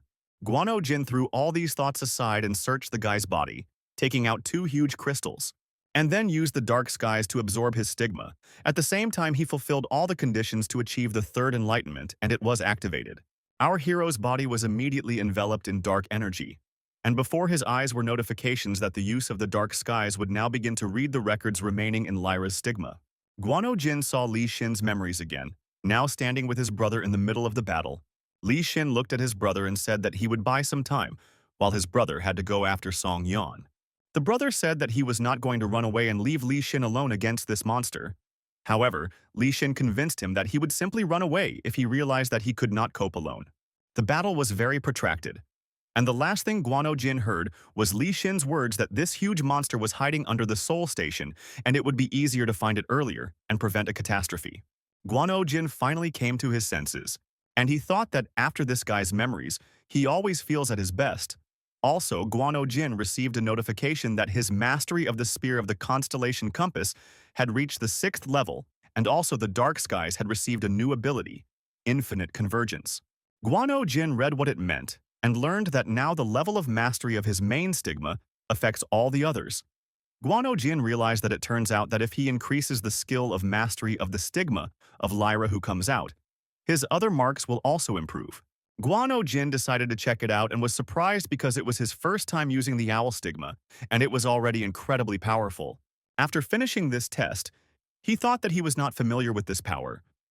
Well, it's cool that his level of proficiency increased without any effort, and now he can focus on the mark of Lyra without being distracted by everything else. Suddenly, Guan O-jin saw a bright flash and then instantly lost consciousness. When Guan O-jin woke up, he saw the leader of his guild in front of him. Everyone was bustling around as if something terrible had happened. Guan O-jin looked at his captain and asked where they were, to which the man replied that they were in the same place where Guan O-jin lost consciousness after a fight with a criminal. He also added that they called an ambulance and that they were about to take him to the hospital. Guan O-jin stood up and said that he was fine, but one collection said that it was better for him to lie down for now anyway. Guan O-jin smiled and said that he was indeed okay. After that, Guan O-jin looked around and noticed the Valhalla Guildmaster walking up to him and greeting him. The guild leader looked at Yu-jin's body and asked if the guy had said anything before he died. Guan O-jin replied that he had not heard anything important from this criminal. However, he added that this man retreated in a certain direction as if he was trying to hide something. Guan O-jin and the Valhalla leader headed that way and found Li Xin's body there. When Li Xin's brother saw this scene, he screamed with all his might and fell to the ground. Guan O-jin thought that of course this body was not Li Xin's, but one of the members of the Dark Star Society. Guan O-jin stood there saying that for some reason his conscience was gnawing at him too much for what he had done. The next morning, Guan O-jin met with the leader of Valhalla. In a room, the leader said that he apologized for not having a chance to introduce himself properly before. Guan O-jin noticed that the guy still hadn't returned to his place, but he decided that it wasn't his fault because it wasn't that easy to recover from the loss of a brother, and a week certainly wouldn't be enough. However, the leader said that he came here first of all to thank our hero.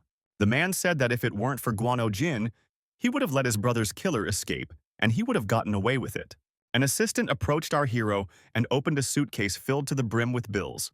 The leader of Valhalla said that here is the 3 billion that the kidnapper asked for, and if Guan O-jin killed this guy, then he deserved it. Guan O-jin looked at the leader of Valhalla and said that he felt that this was too generous, and in his opinion there is some other reason. The leader of Valhalla thought for a moment and said that he heard that Guan O-jin had the power of Lyra. He also added that he knew that Guano Jin had previously been attacked by members of the Dark Star Society. After another pause, the man announced that the Valhalla Guild planned to track down the top of this organization and completely destroy it, and they would also like Guano Jin, as a follower of Lyra, to help them with this. Guano Jin thought that today was clearly his day, because not only was he being offered 3 billion, but he was also getting powerful allies, so there was no point in refusing. Guano Jin agreed to these conditions, and then the leader of Valhalla asked him if he knew anything about the Dark Star Society. Guano Jin handed over the contact details of a certain Ashad Khan, and he said that this was one of the managers of this company. After this meeting, Guano Jin went out and met the leader of his guild, who asked him if he would now work on the destruction of the Dark Star Society together with the Valhalla Guild, to which Guano Jin replied that he would. However, it is worth saying that the guild will take on most of the work, so he wants to ask for something. The leader said that Guano Jin could ask for anything, and then Guano Jin handed over one of the blueprints and said that he wanted a spear made of reinforced silver, inlaid with a Mira crystal and a built-in harpoon function.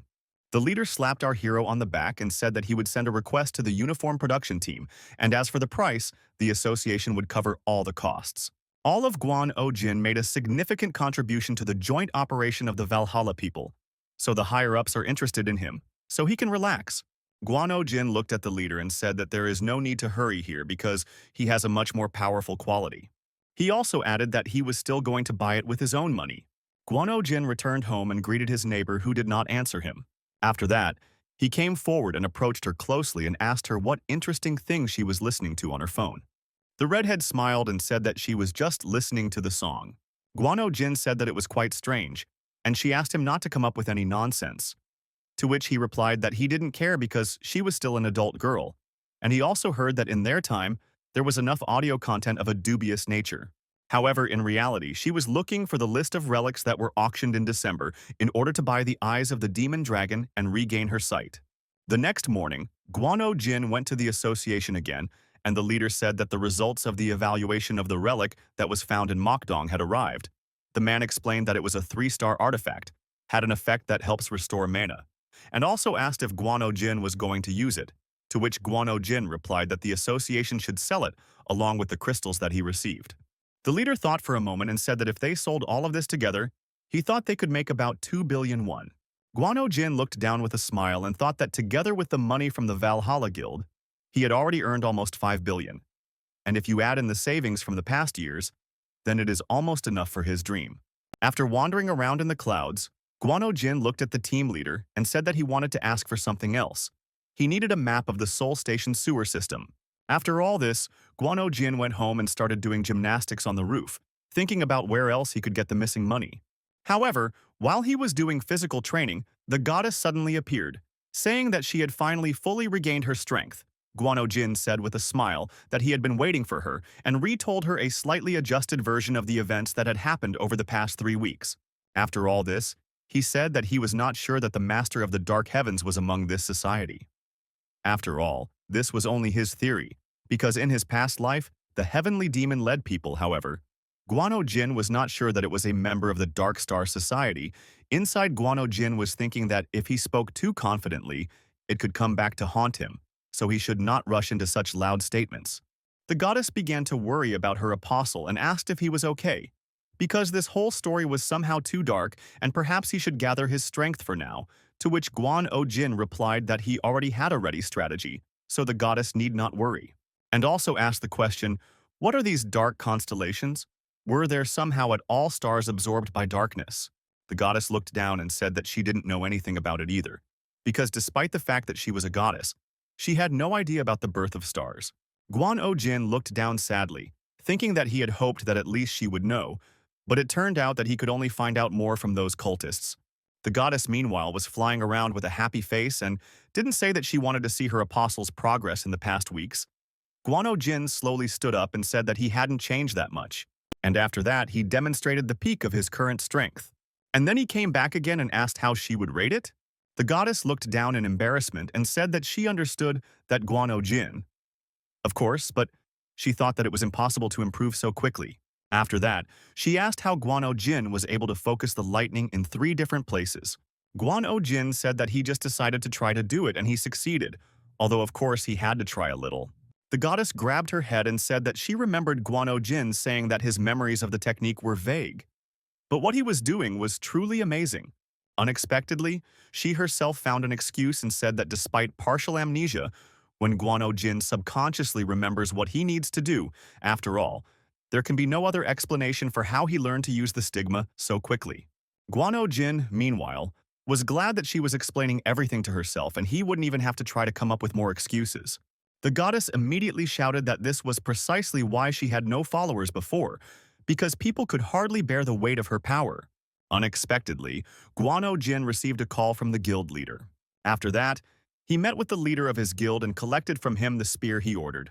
The goddess looked at this weapon with interest, and Guano-Jin said that he would fight using this. Holding it in his hands, he also added that it turned out even better than he expected. And I also remembered that the leader mentioned some child. And if his new weapon was his doing, then I'll have to stop by and thank him for such equipment. After that, Guan-O-Jin used his new harpoon and set off. The goddess said with a smile that she was impressed that Guan-O-Jin had found an alternative method of transportation until they learned to fly.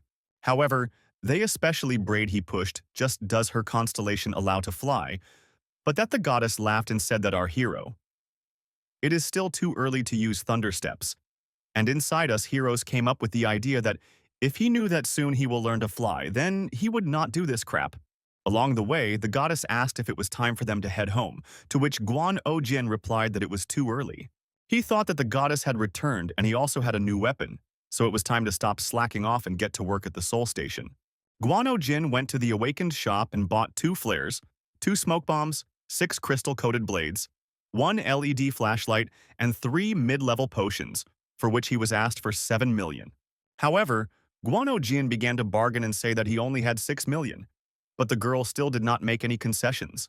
Although in the end he did negotiate and saved several 100,000, when they left the goddess said that Guano-Jin is very serious when it comes to money, to which Guano-Jin replied that he tries to save and put aside if possible. The goddess thought about it and said that she could try to get money if she knew that our hero needed it so much. However, she still couldn't help here in any way. Guano-Jin said with a smile that it didn't matter to him because she was already helping him a lot, thinking inside that it was really true because after he became her follower, money literally started falling on him from the sky. Finally, when Guano-Jin finished everything, he headed to the sewers of Seoul. He told the goddess about the monster, and she asked him if he knew the exact location, to which Guan-O-Jin replied that last time there were only ruins due to the seal being destroyed. But Guan-O-Jin was almost certain that it was somewhere nearby. The goddess thought for a moment and asked if Guan-O-Jin could definitely handle this huge monster, to which Guano-Jin replied that as long as he was sealed, there was nothing to worry about.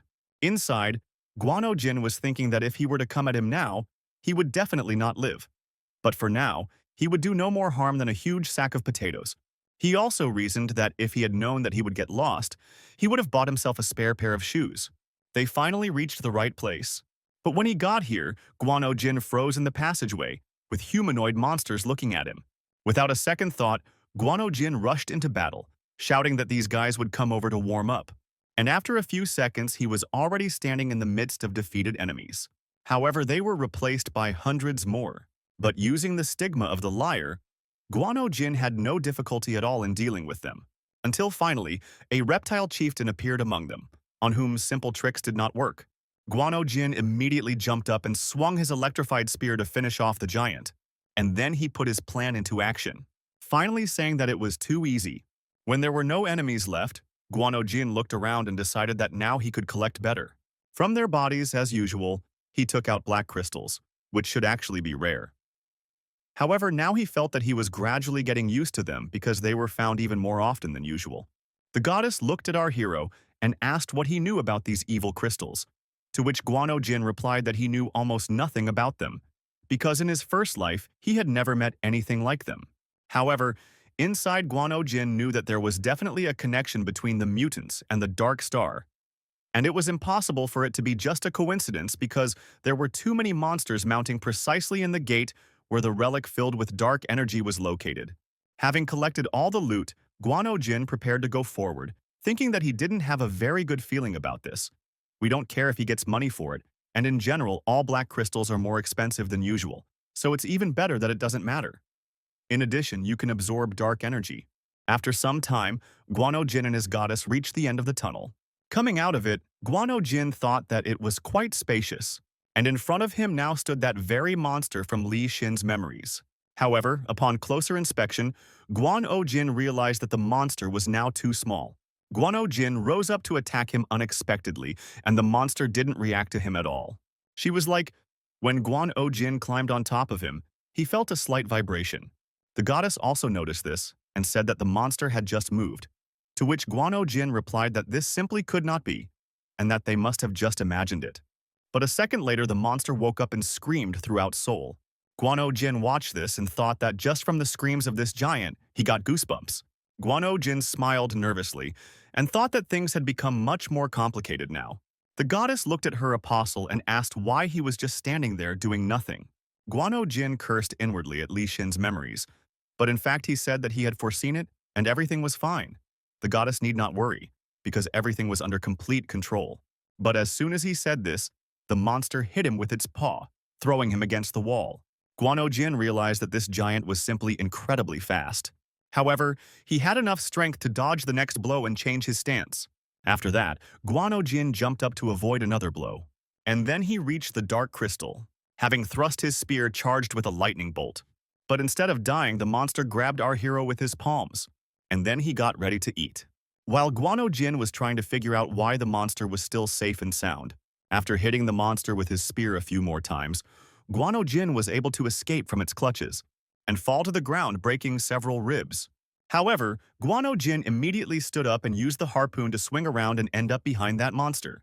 Guano Jin understood that in order to finish off this big guy, a single, all-powerful blow was needed, and the only way out was to simply pour in more magical power and also direct the effort of muscles and energy tension onto the shaft, as if pulling an arrow. Guano Jin then threw his spear at the big guy's back and also received a notification from the system saying that the lightning discharge had reached the 4th level and Guano Jin had also received the skill Deep Discharge. But instead of dying from such an incredible blow, the monster rebelled and climbed out, breaking through the ceiling with his body. Guano Jin immediately rose to the surface and decided that he must protect ordinary people at any cost, despite the fact that he usually doesn't care about the lives of others. However, now the situation has changed because a goddess is looking at him, and if he shows her his true attitude, then no one knows how she might react, because in her eyes, Guano Jin is a hero who must save the world. The goddess looked at her apostle and asked if he was sure that he did not need her blessing, to which Guano Jin replied that everything was fine with him. But inside, Guano Jin knew that he was still not strong enough. And in general, it would not be surprising if he was praying to Vega for a blessing right now. But now it was different. When the deep discharge went off, Guano Jin felt a thrill, the same feeling when the gears perfectly matched each other. Well, the power received from the blessing quickly disappears as if dying, in fact, and this euphoria can slip away like sand through your fingers. Guano Jin continued to fight with this big guy, and along the way he realized that he was starting to see the logic of this monster's movements, and besides, he had the feeling that his magic was only staying and not flowing out like before. And finally, Guano Jin found the perfect moment to cut off one of the monster's arms. After that, Guano Jin immediately used the deep discharge of the parasites of this big guy with his energy. The monster, frightened, began to run away. However, Guano Jin immediately followed him in order to finish him off. He used harpoons to catch the big guy, after which he used the deep discharge several more times, simultaneously increasing its level to the 3rd. And finally, the monster could not stand it any longer and fell to the ground. Guano Jin immediately smiled as he looked at the goddess and said that there was indeed no reason to worry. The goddess reminded him that he said that it would take 1 minute. But the fight lasted much longer and she was worried. After talking with the goddess, Guano Jin looked back at the ordinary people, who were completely delighted with him and thanked him for saving them. Guano Jin thought nervously that he would definitely not be able to hide his identity now. One of the journalists also approached our hero to ask which guild Guano Jin was from.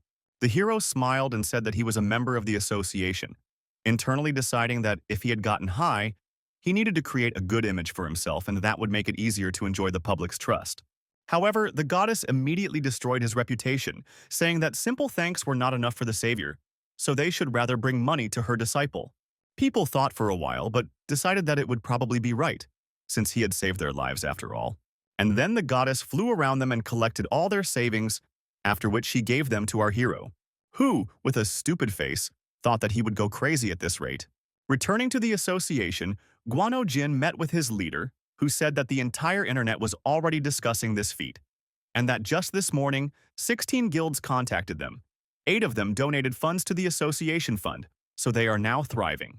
However, the leader also added that as a result of what happened, everyone now knows that Guano Jin is a follower of Vega.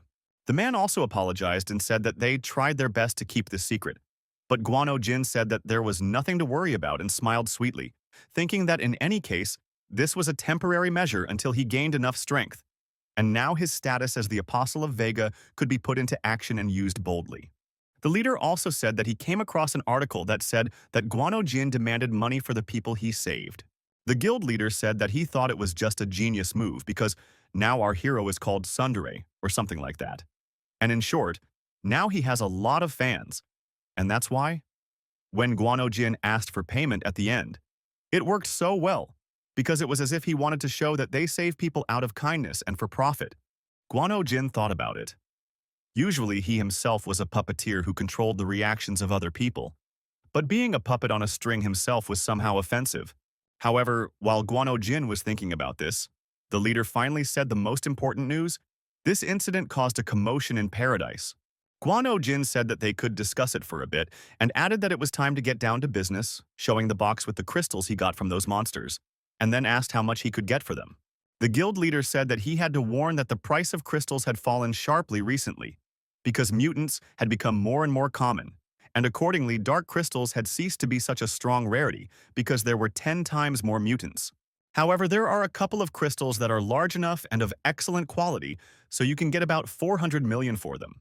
Guano Jin looked at the leader and said that he wanted to sell them as quickly as possible, preferably within a day. The man thought for a moment and said that there could be problems with this, because crystals from mutants would not be so easy to sell because their price is currently fluctuating. Guano Jin thought for a moment and said that they could do the following. The guild would pay him 300 million, and after some time they would take the difference from the sale for themselves. The man thought for a moment and said that the specified amount would be in his account by tomorrow afternoon. Guano Jin stood up and was about to leave. However, the leader stopped him and said that he had to tell him something else. The leader took out some kind of box and said that this was what Guano Jin had asked for, and they tried to prepare everything in the best possible way. He also handed over the certificate of a specially authorized member of the association, which is now Guano Jin. Guano Jin looked at all this and said that this was really quite unexpected, since he had only recently joined the association, to which the leader replied that this probably meant that she, as part of it, valued him very much. Guano Jin said that he was infinitely pleased to hear this. However, let's go. Going out onto the street, Guano Jin looked at the sun, thinking that now he already had 700 million, and tomorrow he would receive another 300. This means that there is one last step left towards the dream. Meanwhile, the redhead was in bed and listening to the news about what happened today. Switching the news channel, she heard about the confirmed list of items to be auctioned in December for the 5th. Among them will be such rare religions as the Blades of Dawn, the Twilight Knot, and also the Eyes of the Demon Dragon are being put up for auction again after 15 months. Hearing about the Eyes of the Demon Dragon, the redhead involuntarily ate her palm. But after that, I suddenly heard Vega's voice. The redhead got scared and asked why the goddess was at home now, to which she replied that Guano Jin had forgotten the necklace at home. The goddess sat down next to him and said that she would like to ask him something. Without waiting for an answer, she said that she noticed that her ward was too obsessed with money, and perhaps the redhead should know the reason. The redhead immediately replied that Guano Jin wanted to go to heaven. This is what he calls the protected zone on the island of Gangwado. There are no gates, no monsters. This place remains the Korea of the past, as it was before the world fell into chaos. Guano Jin to buy a residence permit on Gangwado. That's why he needs such a huge amount of money. The redhead said with a smile that when they finally get there, they will be able to shove it happily. This island is run by Jongsang Gil, the only follower of the Ursa major constellation in Korea, the leader of the Guild of the Favorites of Heaven. In general, there is no place safer than this. The redhead looked down sadly and said that since childhood this guy has had one dream: to live where he will not be offended, where he will not be cold or hungry. Clutching her head, the redhead said that, despite the fact that it sounds very simple, for them, such happiness seems like just an impossible dream. After all, when they were children, they were beaten every day by the director of the orphanage where they lived. But usually it was he who got the worst of it. But to be honest, up until a certain point, the main goal was Nuna. They didn't know each other at the time, but Guano Jin decided to stand up for her and lied about there being a fire in the kitchen. But of course there was no fire. The director got angry because he was deceived and beat them even more. But this guy's real dream is to live in such a way that he never has to lie again. Looking out the window, the redhead said that when Guano Jin gets to heaven, their paths will diverge. The goddess asked why the redhead wouldn't go with him. Was it really about money? To which she replied that she would not have been given permission to enter, even if she had found the necessary amount. After all, to enter heaven, you need to pass many different tests. And for a blind cripple like her, there is no chance. The goddess thought about it and asked what would happen to her after Guano Jin left. The redhead answered that she would somehow manage on her own. After all, 7 years ago she was a 7-star awakened, and she is confident that she will survive even alone. The goddess looked at the missing leg and asked what happened to it. Nuna began to explain that it happened 5 or 6 years ago. She fought the 1,000-cursed dragon, a 9-star monster that cursed her. And because of this dragon, she now has no access to mana. However, Guano Jin made a promise to her 5 years ago. But to be honest, it was more her demand. She learned that Guano Jin was going to buy the right to live in paradise, but she said that she wanted him to still live with her. The girl looked at him seriously and said that he could consider it a debt for the previous 3 years, because she saved him and looked after him. And when Guano Jin finally saves up the required amount, he can go wherever he wants. Hearing all this, Guano Jin said only one word, and we agreed. Nuna took out a sweater and smiling said that she was a real bitch at that time. She made a sweater and said that she understood that a boy without any superpowers would never be able to earn such a huge sum. You can tell him that it was a common trick. She was simply afraid of being left alone. That's why she tied him to herself. And she couldn't even imagine that he would have a stigma, especially the constellation Lyra. However, now he is famous and they even write about him in the news, and it certainly won't take him long to make $1 billion. Nuna took out her prosthesis and said that she actually didn't regret what she did because the time they had spent was wonderful. Finally, the redhead stood up and looked at the goddess with her dull gaze and said that she asked her to keep an eye on this guy, after which she threw her coat on and said that she had to go away on business and that she would be back soon. Going outside, the girl noticed that it wasn't that hard for her to be alone, because the awakened have heightened senses and loss of vision isn't such a problem. However, immediately after that, she hit her head on a branch. Well, finally, she was able to get to the bank. The woman expressed her desire to withdraw all of her savings, which amount to over 321 million won. She looked down sadly and realized that everything was already clear. And this is definitely not enough to buy the eyes of the dragon demon. At one time, her fortune was many times greater, but most of the proceeds went to pay medical bills after the battle with the Dragon of 1,000 Curses. Nuna understood that this money would not be enough for her, but she still walked with a smile, enjoying the warm breeze that blew on her face. Suddenly, she felt someone's hand on her shoulder. She immediately realized that it was Guano Jin and laughed, asking, was he really looking for her? Guano Jin started shouting that he was worried. And this is not a joke. However, she asked him to be quiet and said that he was just in time because they were heading somewhere. After that, they headed arm in arm to a fashion boutique, and Nuna asked her to pick out some suits for the guy. Guano Jin asked why she dragged him to the mall to buy clothes. They were wildly expensive here. However, after that he calmed down and asked what had come over her and what she was doing anyway. Nuna smiled, saying that they were actually on a date. After all this shopping, the couple left the shopping center, and Guano Jin looked at Nuna in surprise, not understanding what came over her. Suddenly, Nuna stood in the middle of the road and said that she understood that because of her, Guano Jin had gone through a lot. So today she wanted to repay him for it and he shouldn't resist.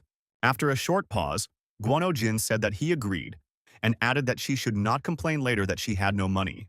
Then they went to a restaurant to taste Korean beef. Guano Jin looked around and noticed that crabs were being cooked nearby. Nuna thought for a moment and said that she suddenly realized that she was not in the mood for Korean barbecue, but in fact she wouldn't mind a few crabs. And a few minutes later, they were already sitting at a table filled to the brim with food.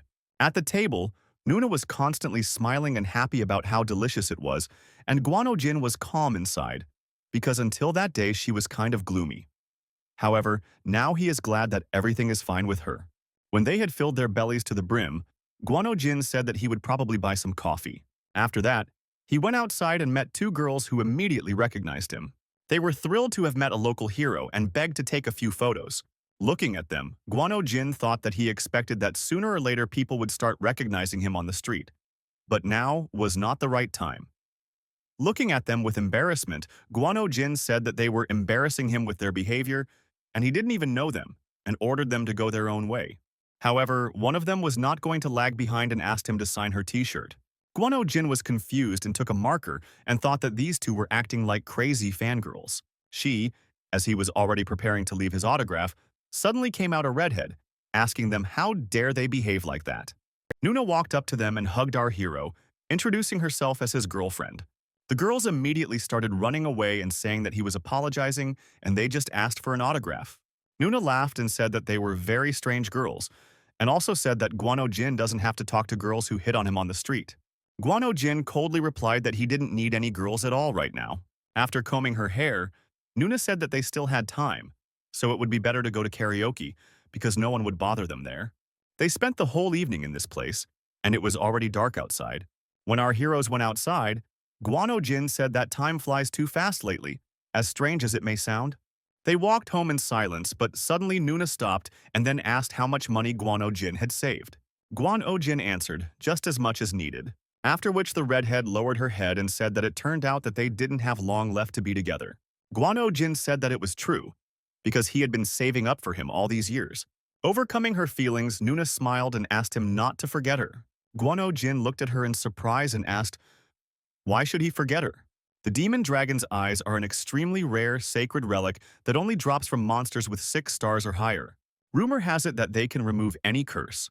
Nuna hoped that even with the dragon's magic of 1,000 curses they could cope. The December auction should be very soon. Nuna thought sadly that she would hardly have enough money to buy them. However, inside her, there were still thoughts that perhaps today, there would be few participants here. There were cases when such expensive ones were sold very cheaply. However, she cast aside her doubts and, getting out of bed, decided that it was time for her to go, since she had nothing to lose anyway. After all, without this curse, she will be able to go to heaven with our hero. Having filled out all the necessary paperwork, she went to the auction. After some time, the host announced that the auction was open. The first item for sale is the ash-colored censer, the best 4-star holy relic, starting price 10 million. Watching this, Nuna thought about how the 4-star relic ended up going for twice the amount she had saved, but she reassured herself that it was simply in high demand. And the eyes of the demon dragon were not that versatile, so this item would not be popular. After several lots, the host finally announced that the next lot was a sacred relic capable of removing any curse. Nuna immediately began to fuss, and the host said that the eyes of the dragon demon would penetrate the user's body upon first use. This means that they don't need to be carried around everywhere. The ability to dispel curses will remain with the user forever. Nuna noticed that it was too quiet around, which meant that the crowd didn't seem interested, and everything wasn't so bad. After all, if no one here needed protection from curses, then maybe they really would get to her. She immediately raised the sign with her number, raising the price. The host began the countdown to the closing price, while Nuna prayed that no one would raise the price. But to her surprise, a lot of people were interested, and within minutes the price had already been raised to 3 billion. Coming to her senses, Nuna smiled and quietly said that she didn't have a single chance. Suddenly, tears began to flow from her eyes. The girl wondered what she had done that life was so cruel to her. She was abandoned by parents she didn't really know. Her whole life was hell, and all she needed was for a miracle to happen just once. Nuna, after all this, just wants to be near Ojin. Suddenly, Nuna heard someone's voice. The man introduced himself as Choi and said that he was from the Lake of Stars Guild, and also noticed that the girl wanted to buy these eyes. He leaned closer to her and said he could lend her 6 billion. However, in return, the girl will spend several years with her. The man licked his lips and said that he didn't need much. They would just have dinner and drink together. Listening to these words, Nuna thought that it was simply disgusting. However, with that kind of money, she will be able to get to Ojin. The girl almost agreed. But suddenly, Guano Jin burst into the auction and opened the doors. The security guards immediately tried to stop him and said that during the auction it was forbidden to enter there. However, our heroes took out his business card and showed that he was a special agent. The rest of the people recognized the guy who saved Seoul Station. Nuna also froze, because she heard familiar steps. Guan Jin slowly walked up to the host holding 2 suitcases in his hands. Then he opened them and threw them on the floor. Having said that he is offering 10 billion in cash for this lot, the host immediately announced that the relic had been bought at the maximum price, and Guano Jin immediately took the lot. Then I found Nunu in the crowd, and when I approached her, I saw that some man was groping her. Guano Jin looked at him angrily and ordered him to leave. The man looked into our hero's face and his legs began to tremble with fear, and immediately began to apologize, explaining that it was simply a misunderstanding. Guano Jin just looked at him silently, and then the man decided to start bowing and apologizing, because he didn't know that the red-haired girl was our hero's friend. After this whole performance, the man got up and quickly ran out of the hall. Nuna tried to ask why Guano Jin did this, but the guy did not answer and simply took her in his hand and said that it was time for them to leave here. Once outside, Nuna's first question was, why did he spend all his money on this lot, since he dreamed of going to heaven? Guano Jin touched her head and asked her to remain still for a few seconds. After that, he slowly brought the relic to her face, saying that everything would soon end. After a few moments, the relic entered Nuna's body and her vision slowly returned. The girl froze in place, slowly raised her head up, looking at the stars, unable to say anything. Tears streamed from her eyes. Having come to her senses, she looked at our hero and asked the question, why is he acting so senselessly? Her words became louder and louder until finally she began to sob hysterically and ask, why did he spend so much effort and money on her? After all, they had long ago agreed that Guano Jin would take care of her until he saved up the necessary amount to go to heaven. Guano Jin smiled softly and then said that he simply lied. Let's skip the snotty moments. Our couple headed home to start cooking. Nuna took on this role today, since she hadn't stood behind the stove for a long time. However, something clearly did not go according to plan, and the dinner was a little overheated. After such an unsuccessful cooking, Guano Jin and the redhead sat down near the bed, and Nuna sadly said that she had burned everything because it seemed to her that the fire on the stove was somehow weak, so she decided to strengthen it a little with the help of her power. Guano Jin looked at her thinking that she had just started her rehabilitation, and it would take time for her to learn how to use her power again. However, he didn't say it out loud and asked if she had burned herself while cooking. She smiled at the girl and said that everything was fine, but she felt a little uncomfortable because her right eye saw much better.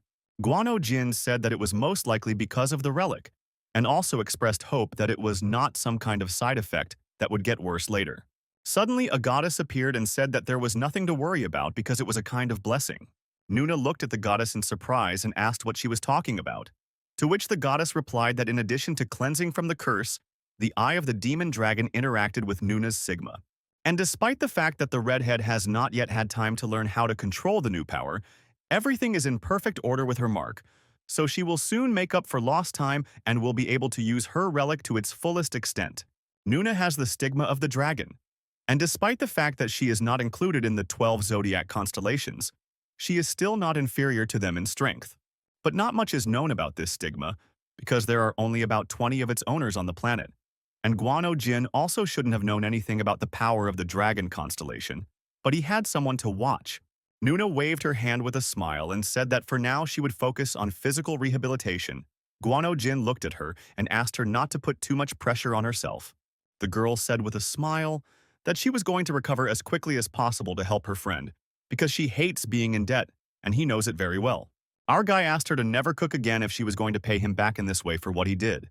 Inside, he was thinking that he was very happy that he had bought the demon dragon eyes and that they did not cause any side effects after using them. After that, Guano Jin thought about it and wondered why he couldn't save her in his past life. And was it because of that he even decided to destroy the world?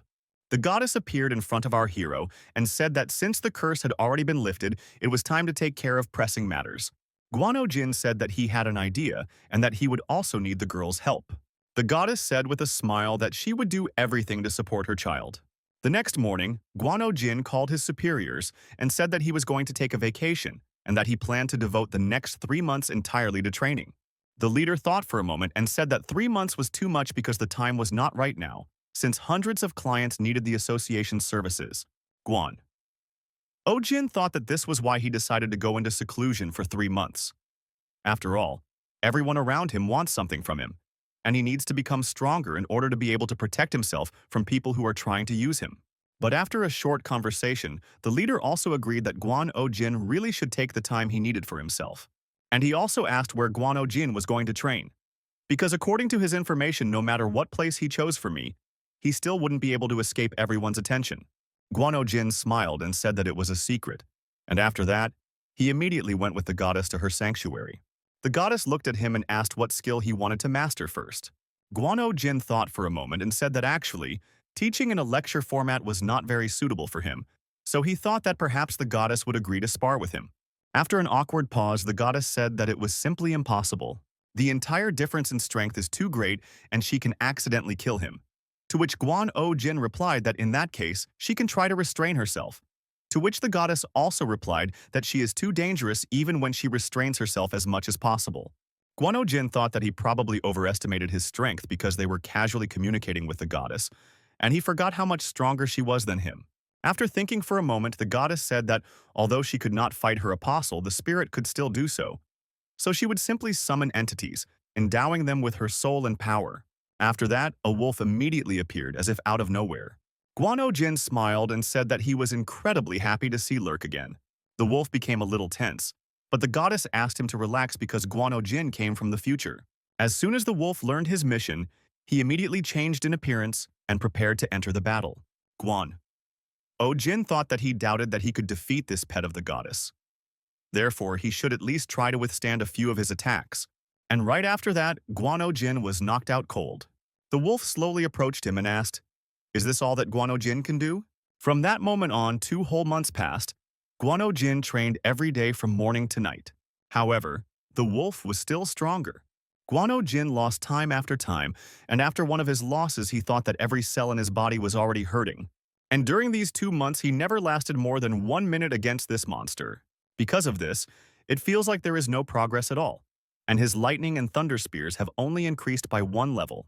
Guano Jin stood up and thought for a bit, saying that he wanted to try fighting for real, because a training fight and a real fight are 2 different things, so Guano Jin wanted everything to be like in life. The wolf thought for a bit. "I said that in this place it was quite possible." Guano Jin looked at him in surprise and asked why. The wolf replied that within its boundaries, Lady Vega could control the laws of physics and bend reality to her will, so even if Guano Jin died here, she would immediately resurrect him. But then the goddess said that she would never allow this. Guano Jin looked at her and asked why she didn't want to help, to which the goddess replied that she could indeed bring our hero back to life while they were in this place. However, the pain and shock that death would bring would stay with him forever, and his mind might not be able to withstand it. While clutching his weapon, Guano Jin thought that he couldn't even imagine what it meant to die. However, the situation had become too escalated now. He smiled, looking at the goddess, declaring that he would definitely pass every test she put him through. The goddess closed her eyes and asked if he was sure he wouldn't regret it, to which Guano Jin replied that he wouldn't have asked if he doubted his decision. After a short pause, the goddess finally gave her approval and asked him to be as careful as possible in order to die less. Meanwhile, the wolf looked at the so-called savior of the world and thought that this man was too weak to bear the title of the fateful star. And it's hard to believe that this boy can protect the goddess from a tragic ending. Because of this, the wolf became increasingly angry and he couldn't wait to help our hero look death in the face. They finally entered into combat, and Guano Jin was able to dodge the first attack and even rise into the air to carry out his own. However, the wolf easily dodged the lightning, and then he struck his blow. Guano Jin stood up and immediately saw a monster in front of him who said that Guano Jin would break as soon as he died even once. Guano Jin tried to defend himself, but it was too late. The wolf pierced his body. For our hero, only 1 moment passed and he was conscious again.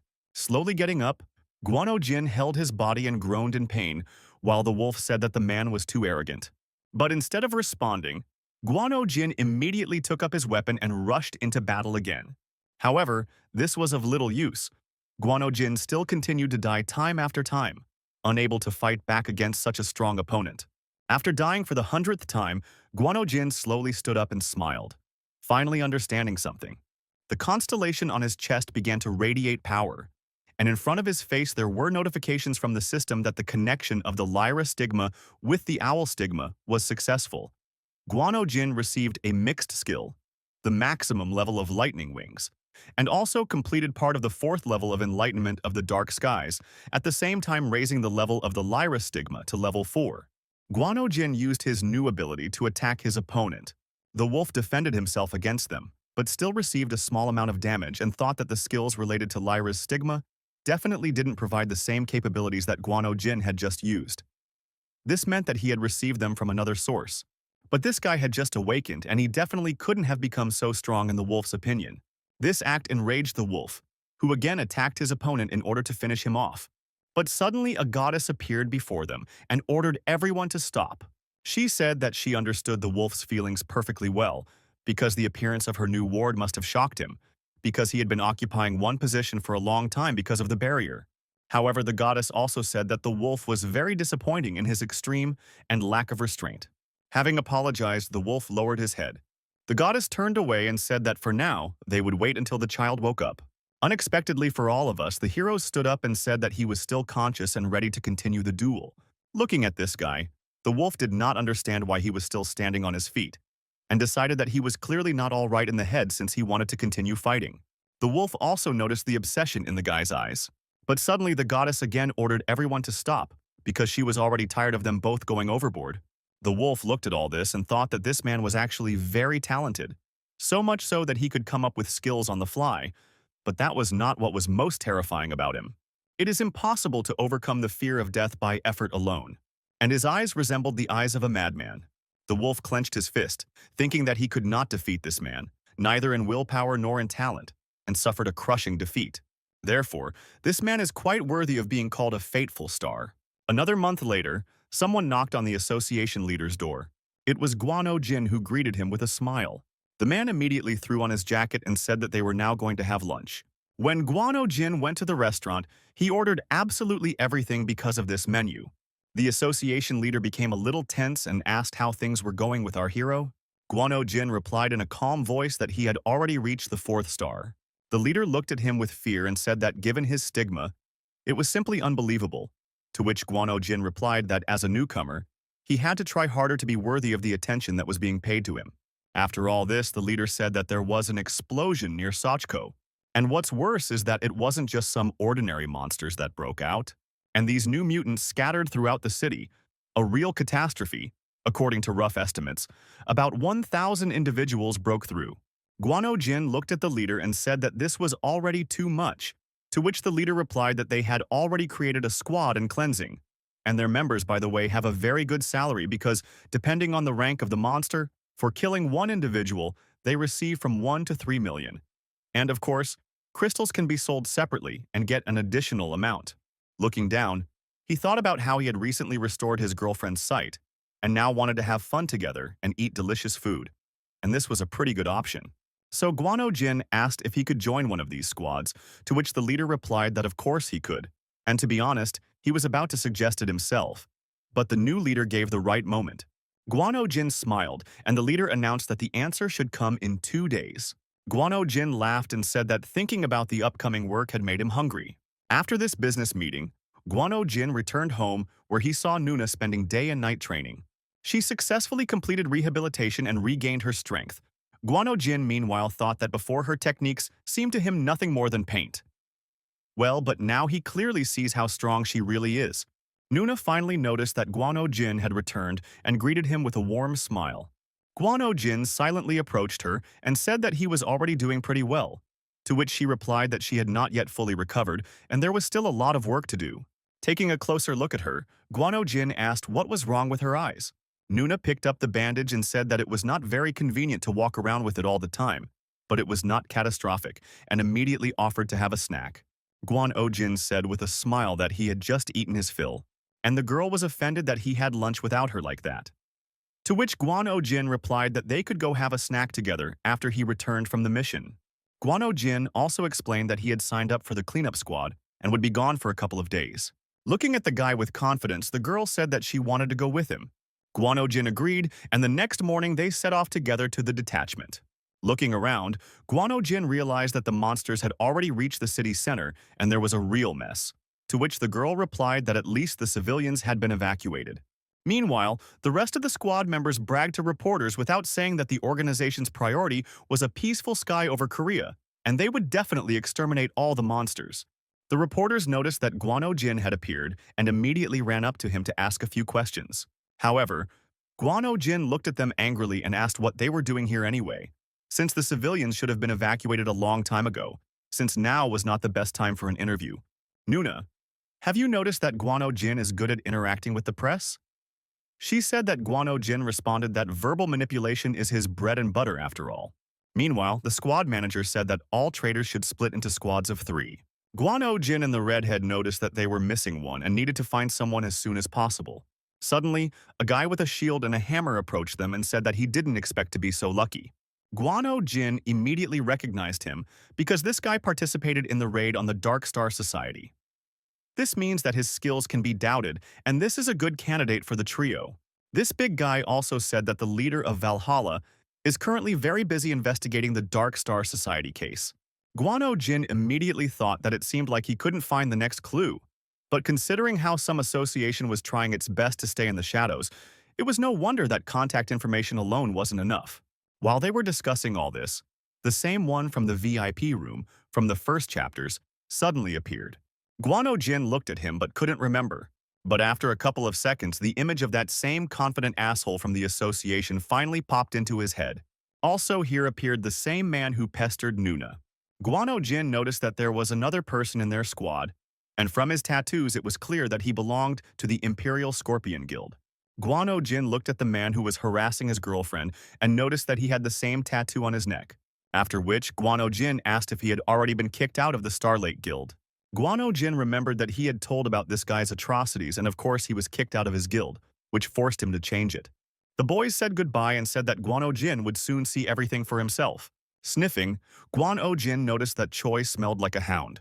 And it's actually good that they all crossed paths, because Guano Jin had long wanted to get the Aquarius stigma that one of them possesses, and at the same time, deal with them before they do any harm. After all, in this world, no one would be surprised by a couple of accidents during a dangerous expedition. Half an hour later, our squad finally found one of the first monsters, and the redhead said that she would deal with him herself, after which she used her power to instantly burn him. The brute said that it was surprising, but all the monsters here were one worse than the other, and they were all no weaker than the 6th star. Guano Jin looked at one of the mutants and thought that, even though everything was going smoothly, there was clearly something wrong with these monsters. After all, they were all running in the same direction, as if trying to lure everyone somewhere. A few minutes later, Guano Jin discovered the dying park. Guano Jin thought that this guy was too serious early, and the potion wouldn't help here, so it was better not to waste resources on this guy.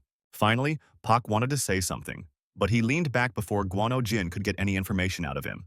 Guano Jin looked down and said that their first meeting was not the best. After all, they had a fight in the association's reception area, and it can be said that the relationship with him did not work out. But still, his death upset him. Of course, Guano Jin said all this in order to maintain his image. After that, Guano Jin touched this body, saying that now is not the time for a funeral. However, he should at least close his eyes. And at the same time, Guano Jin swallowed the scorpion stigma. The scorpion stigma allows for free control of poisons and also greatly increases agility, making it ideal for assassins. Luckily for them, no one noticed how Guano Jin absorbed his power, thanks to the Dark Secret, one of the abilities of the Dark Skies, thanks to which they no longer have to carefully encrypt themselves.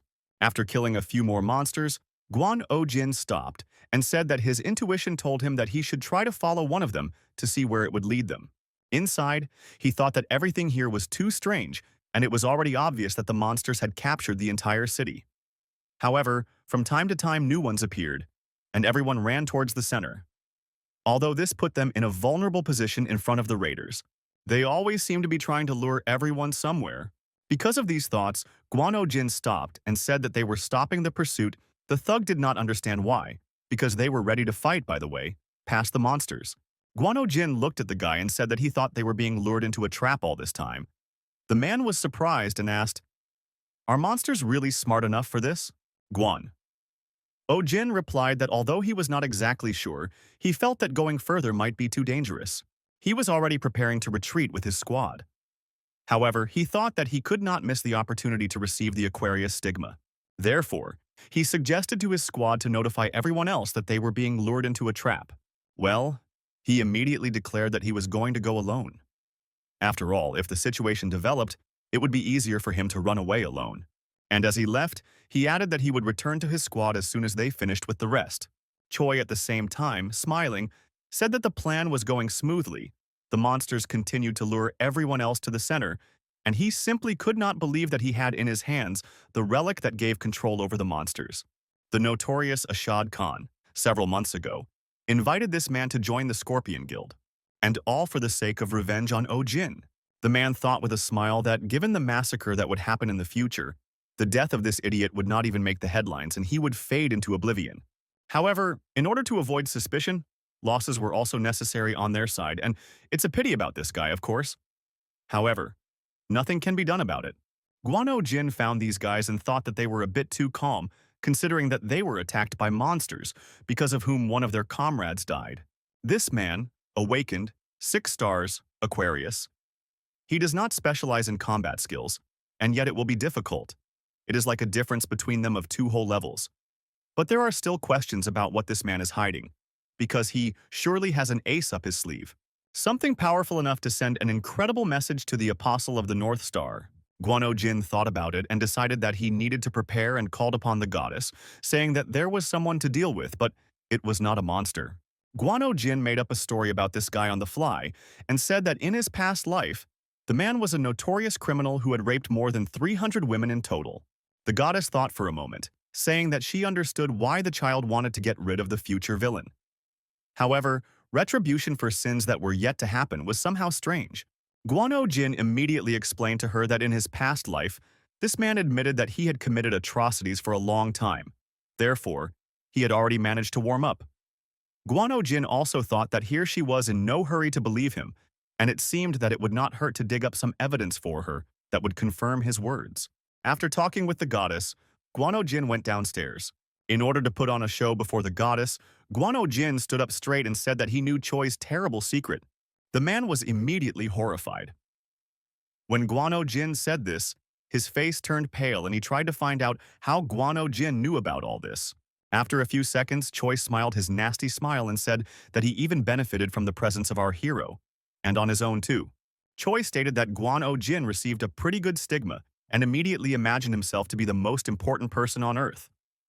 Well, this is somehow unfair to others, so he will be punished for vanity in the name of the dark heavens.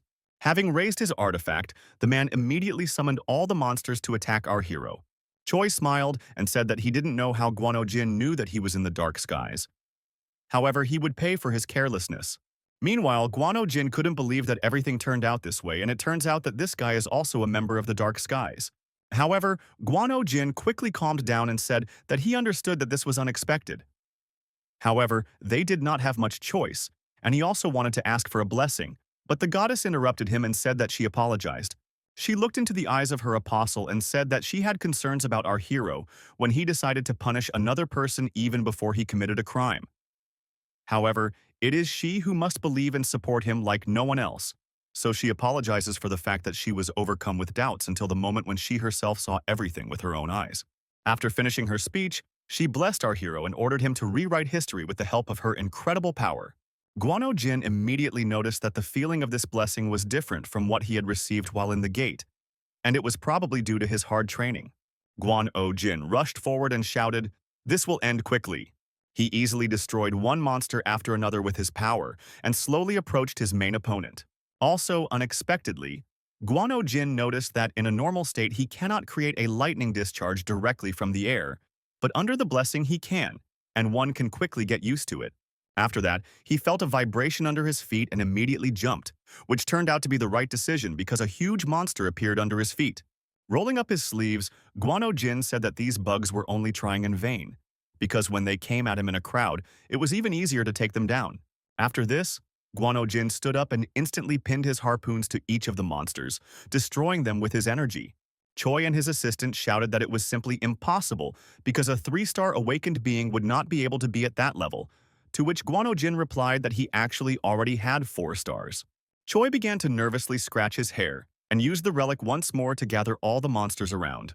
Guano Jin noticed that something was wrong with this guy and realized that perhaps the evil relic was influencing him. The goddess, meanwhile, was already tired of maintaining the blessing, and Guano Jin apologized to her and said that he would need a little more time. He understood that the goddess was about to exhaust all her strength. Therefore, I tried to destroy the monsters as quickly as possible. And when the goddess was already at her limit, a flash of flame suddenly appeared in front of our hero.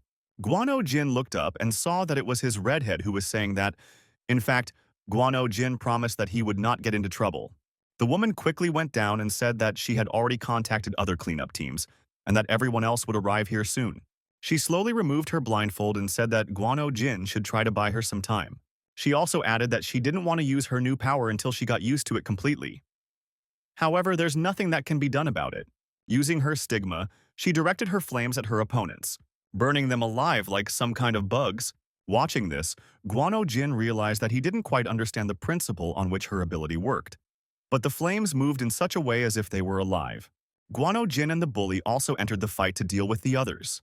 After some time, the rest of the awakened also appeared on the battlefield and were impressed by the number of monsters in the area, and wondered if Guano Jin and his squad had been holding them all back by themselves until help arrived. Choi was already going completely crazy and wondered why Guano Jin was still alive since he did everything as he was ordered. Guano Jin realized that the relic had completely taken over his mind, and he needed to get rid of it quickly before it did anything. But it was too late. The relic changed the guy's appearance, turning him into a huge monster. Guano Jin and the others saw for the first time how a man became a monster. And this is not a metaphor. Guano Jin wanted to ask the goddess to hold on for a little while longer, but she apologized and said that she was no longer able to, after which she disappeared, and a system appeared in front of our hero that notified him that the blessing was no longer in effect. The monster meanwhile pierced one of the awakened ones with its tail, after which the awakened one also turned into a monster. People around didn't understand what to do.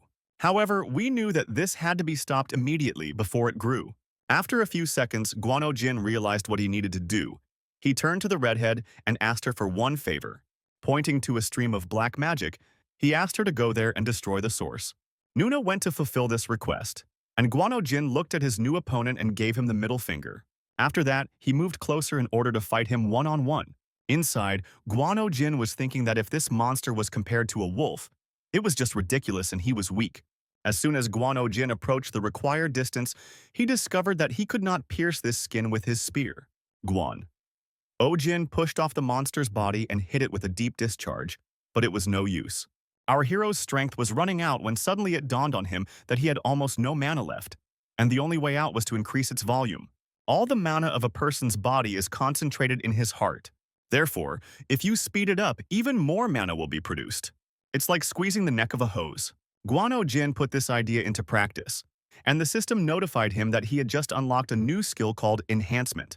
However, right then, he also received a notification that the current level does not allow the use of the increase, so Guano Jin enters an overload state, and it is recommended to stop using this skill.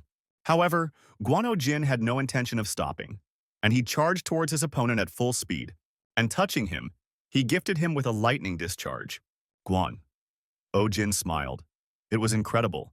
He had much more power than with the blessing, however, he definitely wouldn't be able to last long like this. Having bound the monster's body with harpoons, having received a message from Nuna that she had destroyed the source, Guano Jin was ready to deliver the final deep charge, thus finally destroying this monster. The flash was so bright that it could be seen from space. After finishing this, Guano Jin deactivated the skill enhancement and also received a notification that he had just upgraded it to level 2. Holding his injured hand, Guano Jin said it was incredibly painful. I immediately realized that this was most likely a side effect of overload. Guano Jin then touched the mark left by the monster and received a notification that the dark skies were absorbing the power of the star contained within the relic. After finishing collecting it, Guano Jin also received a notification that the relic's ability called Transformation would now be added to the dark skies. Guano Jin was a little disappointed because he expected to receive the Aquarius stigma, and not this. Awakened Aquarius lack direct combat skills, but they specialize in healing and buffing. And I have equal support, and even just making Awakened Aquarius potions can bring profit. After all these notifications, Guano Jin finally saw the words that the Dark Heaven system had absorbed the Aquarius stigma. Guano Jin immediately decided to try it out, but I was surprised to notice that something else happened. The stigma of Lyra and Aquarius united. So our heroes received the synthesis skill, the maximum level, the affinity of water energy. Guano Jin read the description and learned that simply drinking water could now heal his wounds. However, he sadly learned that he could only use it on himself while Nuna returned. She looked at the guy and said that his face looked beaten. After that, she laughed and said that it was just a joke, and also added that she was glad that Guano Jin was okay. Guano Jin immediately touched her leg without asking, causing her to become embarrassed. This process certainly looks like the real thing, but it is still a prosthesis. However, a high-level Aquarius can restore damaged organs and body parts. Looking closely at Guano Jin's leg, he said that he was too tired today. After that, he lay down on the ground and said that he was going to bed. Guano Jin slept well, and when he woke up 2 days later, he immediately went to the sanctuary. And he said that everything went fine, and also added that he was unconscious for some time due to the side effects of the increase. The goddess immediately grabbed her head and said that in order to use this skill, you need to have at least 7 or 8 stars. Therefore, the goddess ordered that this skill not be used anymore until it received at least 6 stars. She also added that, to be honest, it would have been better if he had just been tied up. And here she kept him under constant supervision. But alas, this is impossible. After this, the goddess looked at her body with sadness and said that in order to recover, it would take at least another 3 weeks. And it's unlikely that what happened gives her the opportunity to tie him up and leave him here. She also added that she noticed that the Scorpio disciples were collaborating with the Dark Star, so she wanted an explanation. Guano Jin looked down and said that this is exactly why he came here. He said that firstly, the whole world is surprised by the transformation of people into monsters. Other countries are also dealing with this issue, and thanks to this, the media now treats him as a hero, which is why Guano Jin cannot even calmly go outside. Guano Jin also added that for society, he is still unconscious, because after passing out, the redhead took him home where he hid. But now everyone knows who is behind these incidents. The goddess smiled and said that in that case the guild would not escape reprisal so easily. Guano Jin said that things were different. This guy's name was not on the list of members that the guild had revealed, and they were not going to accept him in order to avoid trouble. The goddess said sadly that in that case there was no evidence of involvement in the incident. Guano Jin added that he also doesn't understand what's going on, because she also lost her guys there and it's less likely that they were involved in this. And eventually, the media turned their attention to the Star Lake Guild. The goddess sadly said that it shouldn't be like this.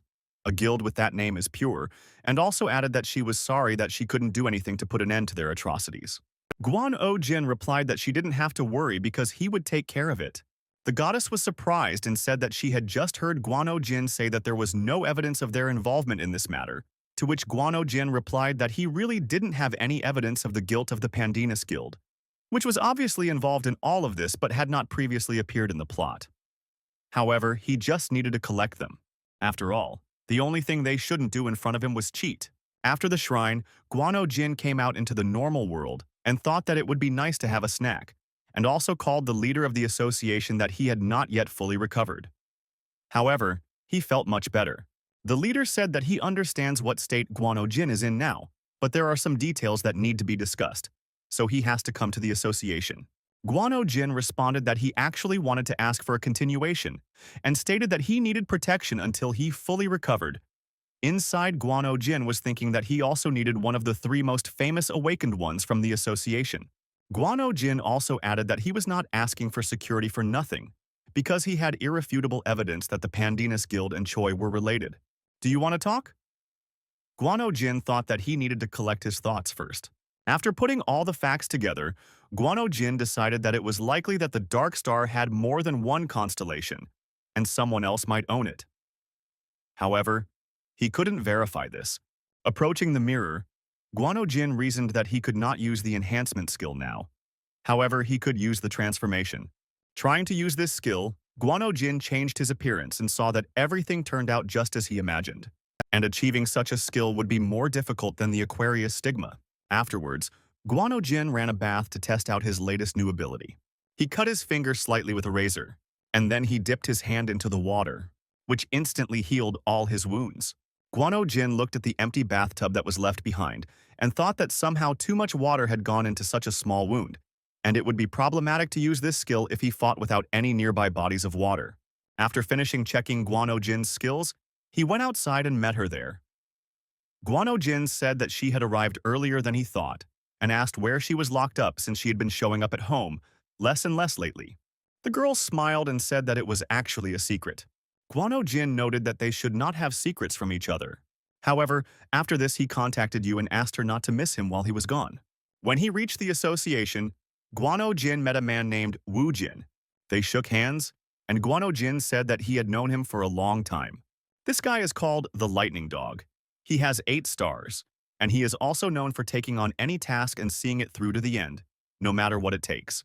Wu Jin said that it was of course stupid that a special employee was now acting as a bodyguard for another authorized person, but the situation required it. Guano Jin thought that in this guy's eyes he looked like a problem child. However, if this awakened one does his job well, it is not so important. After all this, Guano Jin, accompanied by his new bodyguard, headed to the press conference hall. The journalists immediately surrounded him and began asking if it was true that only 6 months had passed since our hero woke up. And they also talked about how the nation was praising him and calling him a hero after everything that had happened.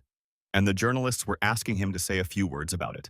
Guan Jin approached the microphone and said that he was glad to welcome everyone, after which he announced that his name was Jin and that he was the special commissioner of the association. After this, he paused for a short time and added that he would not answer personal questions today because he had more interesting news. Guan Jin announced to the world that Choi was not a member of the Star Lake Guild, but of the Pandanus Guild. The journalists immediately stood up and asked, "Is there any evidence?" Guano Jin said that he of course had evidence which he would now provide, after which a couple of drops of blood fell near the microphone. Guano Jin looked at them, then felt a sharp pain in his heart and coughed up blood. The bodyguard immediately ran over, but Guano Jin had already lost consciousness and collapsed in the middle of the conference. The bodyguard tasted the blood and declared that the man had been poisoned. After this, he stood up and ordered that the doors be closed and that no one be allowed out, because everyone here was under suspicion. The man looked around and realized that there were few awakened people here, and everyone had a maximum of 3 stars. But he decided that no one would deceive him here. Looking closely at the people, the bodyguard thought that there was nothing suspicious here. And Guano Jin did not eat or drink anything, which meant it was a matter of stigma. Using a skill called the hunting dog's mark, the man sensed an alien energy that was different from Lyra's stigma, and it came from the body of our hero and led outside. The bodyguard went in this direction and said that he was leaving this matter to the other guards, who should collect information from everyone present here. Going outside, the bodyguard noticed that the smell was coming from the car in which Guan Jin arrived. It turns out he was poisoned before meeting the bodyguard, and quite possibly his house. The man set off at full speed towards the smell, deciding that he had to act as quickly as possible, in order to remove the evidence while it is still possible. Meanwhile, the press did not understand what had happened and who was behind the poisoning of the lightning wolf. And Guano Jin smiled, knowing that everything was going according to his plan. The bodyguard arrived at our hero's house, and he also remembered the words that Guano Jin was unconscious for some time. This means that the criminal was prepared for this from the very beginning. But he couldn't do anything because Guano Jin doesn't live alone, and he just gave up until Guano Jin is finally left alone. The bodyguard also looked around and noticed that there were no cameras in the area, so it was no surprise that the criminal was able to carry out his plan right here. Taking a closer look at the garbage, the man noticed that the trace of poison around him was getting stronger and stronger. This means that perhaps Guano Jin didn't know anything and just ran into him along the way. The bodyguard checked the evidence and felt that it was the mana of the scorpion stigma. Instantly remembering that almost all awakened scorpions are in the Pandanus Guild, this means that only someone experienced enough could do this to the owner of the Lyra stigma, and that someone is from the Pandanus Guild. 10 days have passed since then, and the news headlines were that Guano Jin had fainted during a press conference, shocking the public. And eventually, a newspaper leaked information that traces of a scorpion stigma had been spotted at the scene. Meanwhile, the hero was packing his things and was happy that he was finally being discharged from the hospital, because he was literally dying of boredom here. He had nothing to do at all, so he just trained in controlling small lightning bolts. But it was unlikely to be of any use.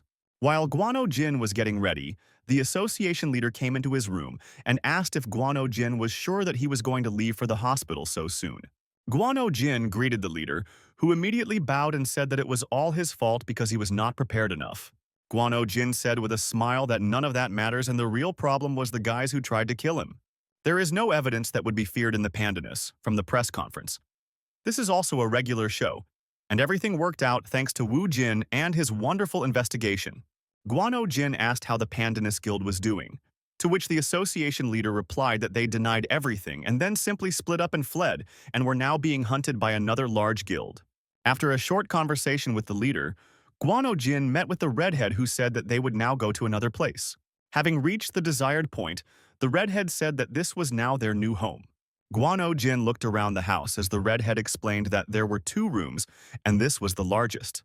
Guano Jin looked at her and asked why there were two beds, to which she replied that the other room was a storage room, and this would be their bedroom. However, she asked him not to worry about it and led him to the window, saying that they had a stunning view in front of them and that they were next to the association and that there was also a training center nearby just for the awakened. Guano Jin hugged her and thanked her. It was truly sincere, but the girl had already begun to imagine all sorts of vulgarities. Suddenly, Guano Jin received a call on his phone and immediately walked away and picked up the phone, leaving the girl indignant. When Guano Jin picked up the phone, he immediately heard a request to come to the Valhalla Guild immediately, and also the terrible words that the guildmaster was killed by members of the Dark Star Society. Guano Jin immediately went to Valhalla. They explained to him that the master was now in critical condition, and it could not be said that he was okay. And as soon as the master came to his senses, he ordered himself and our hero. They went deeper and deeper while the agent talked about how they were keeping what happened a secret from the public. Besides the master, some other people were also injured. Finally, Guano Jin reached the guildmaster and greeted him. The master explained that they had fought and Polly had fallen in the battle. He also said that they were able to track down one of the gathering places thanks to the information provided by Guano Jin. And although it took time, they were still able to find them. These guys were hiding in the Pandanus Guild branch. Guano Jin immediately asked if this was the main base of this society, to which the master replied that it was an ordinary branch. However, it was much larger than the mountain they had besieged a few months ago. They also found out that the place that was considered a storage facility turned out to be a Pandanus base, but they didn't get any more information. Therefore, they decided to set up an ambush and also wanted to tell our hero about it. However, they found out that he was hospitalized for poisoning, so they took everything into their own hands. Raiding the Dark Star Society. Everything went like clockwork. The ambush was successful. They eliminated most of the people. However, when they were about to attack Ashad Khan, it turned out that he was not alone, but with some old man. The master looked at the ceiling and said that they lost literally right away. It couldn't even be called a fight. He was just incredibly strong. After that, he clenched his fist, saying that it seemed that this plan would catch the leaders of the society. However, they miscalculated. Guano Jin closed his eyes and said that it was good that the master remained alive. However, now they would take care to cover up the traces and evidence, and it would be more difficult to track them down. The master immediately said that the traces remained, and he would like to ask our hero for something. That same night, Guano Jin went to one of the streets that the master pointed out to him. There wandered an ordinary guy who looked around too often. Guano Jin grabbed him and asked if anyone knew that this guy was here. The man replied that no one knew, and then the hero demanded answers to his questions. The man looked at our hero and said that it was a rather aggressive greeting, to which Guano Jin replied that now was not the situation in which they could talk, sings tea, and eats cakes. After talking about the remaining traces, the master handed over a note with a specific number. It was the Dark Star Society member number that he had received before John Do-yeon appeared. But for some reason this person had a particular dislike for the society, so he began to cooperate with the Valhalla Guild, so he can be considered an exposer. The man introduced himself and said that he was responsible for the creation of sacred relics in the Dark Star Society. Guano Jin looked at the guy and asked what he could tell him, to which the man replied that Guano Jin only knew everything after doing a favor for him. Guano Jin said that he did not agree to negotiations, to which the man replied that in that case he would die. Guano Jin thought about it and said that he was not one of those who could be easily killed. The man laughed and said that it was not Guano Jin who would die, but he. All over his chest in the divine artifact that would explode if he filled it with mana, and then he would easily die, and in that case no one else would be able to receive information about society. Guan. Jin realized that this guy was not so simple and he clearly had his own motives. After that, Guan Jin scratched his head and asked, "What does he want?" The man immediately fell to his knees and declared that society was keeping him as a son locked up, so he was asking to save him. After the Valhalla ambush, the atmosphere in society became even more tense, and this is a chance to save the son, because now security is weakened. The man stated that he is very experienced in his body, and people who can work or are important for this society are why they have been holding his son hostage for 3 years. The man banged his head on the ground while bowing, saying that he must tell everything that Guano Jin wishes if his son is being herded. Guano Jin asked him to stop banging his head on the floor and asked what his son's name was and how old he was. The man slowly raised his head and said that his son's name was Chang Hyun Woo, and he was 10 years old. It was. And he said that the man doesn't have to worry about his son, because Guano Jin will definitely save him. On his way to save this man's son, he briefly described the structure of the Dark Star Society. The demonic kingdom where monsters live is located behind a huge gate at the North Pole. Most of the members of society have adopted a secret life in the demonic kingdom. They are divided into 7 branches according to nationality, and they have been secretly building up their power. And at the head of the South Korean branch is Jong Do-yoon, the king of owls, who ranks 6th. Guan Jin thought indifferently that the man who could single-handedly defeat the entire Vaikala guild was only ranked 6th in strength. Suddenly, the man took some artifact out of his pocket and said that he wanted to give it to our hero. Guan Jin took it in his hand, and immediately a system appeared that said that this was the protective amulet of the 3 sages, a 5-star sacred relic made by a master craftsman, creating a strong barrier 3 times a day to protect the user. The man said with a smile that it was his creation. He originally made it to give to Hyun Woo, but today he took it with him in the hope that it would help save his son. Finally, Guano Jin and the man reached the right place. Guano Jin asked how many people were there now, to which the man replied that there were 5 at most. After that, Guano Jin looked at him and asked if he hadn't seen his son now all these years. The man sadly said that he only occasionally received his photos. Guano Jin thought that probably not only his son was being held hostage here, but also in general there was some kind of strange premonition. While Guano Jin was thinking about this, several people came out and said that the father's love for this man deserved respect. After all, they didn't expect that he would actually muster up the courage to come here in person. These guys also said with a smile that they didn't think that the man would bring a person named Guano Jin with him, but it was even for the best. The father immediately became scared and asked himself what Han's owls were doing here. Guano Jin immediately asked, "Are these really some important guys?" To which the man replied that no, but not all of them have 6 stars. Guan Jin thought about it and realized that, as he thought, his connections with the Valhalla Guild had become known to everyone. Guan Jin approached one of them in an instant and killed him instantly. The man couldn't believe that Guan Jin was so strong with only 4 stars. After killing them all, Guan Jin absorbed their stigma, along the way receiving a notification that his skill had increased several times and all of his skills had increased by 1 level. Guan Jin thought that they were all not particularly experienced, but because they had 6 stars, he still got a lot of energy, and it felt like his energy paths had become much stronger since last time, and now he could fight much more effectively. Guan Jin approached the house and said that it was time for them to save this boy. The man immediately ran closer and thanked our hero once again.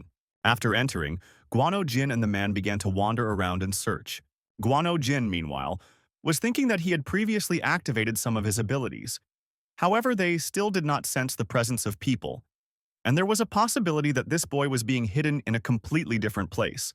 And this was quite possible considering that they were only using this man to lure someone bigger here. Guan Jin stopped in front of one of the boxes, thinking that something was still bothering him.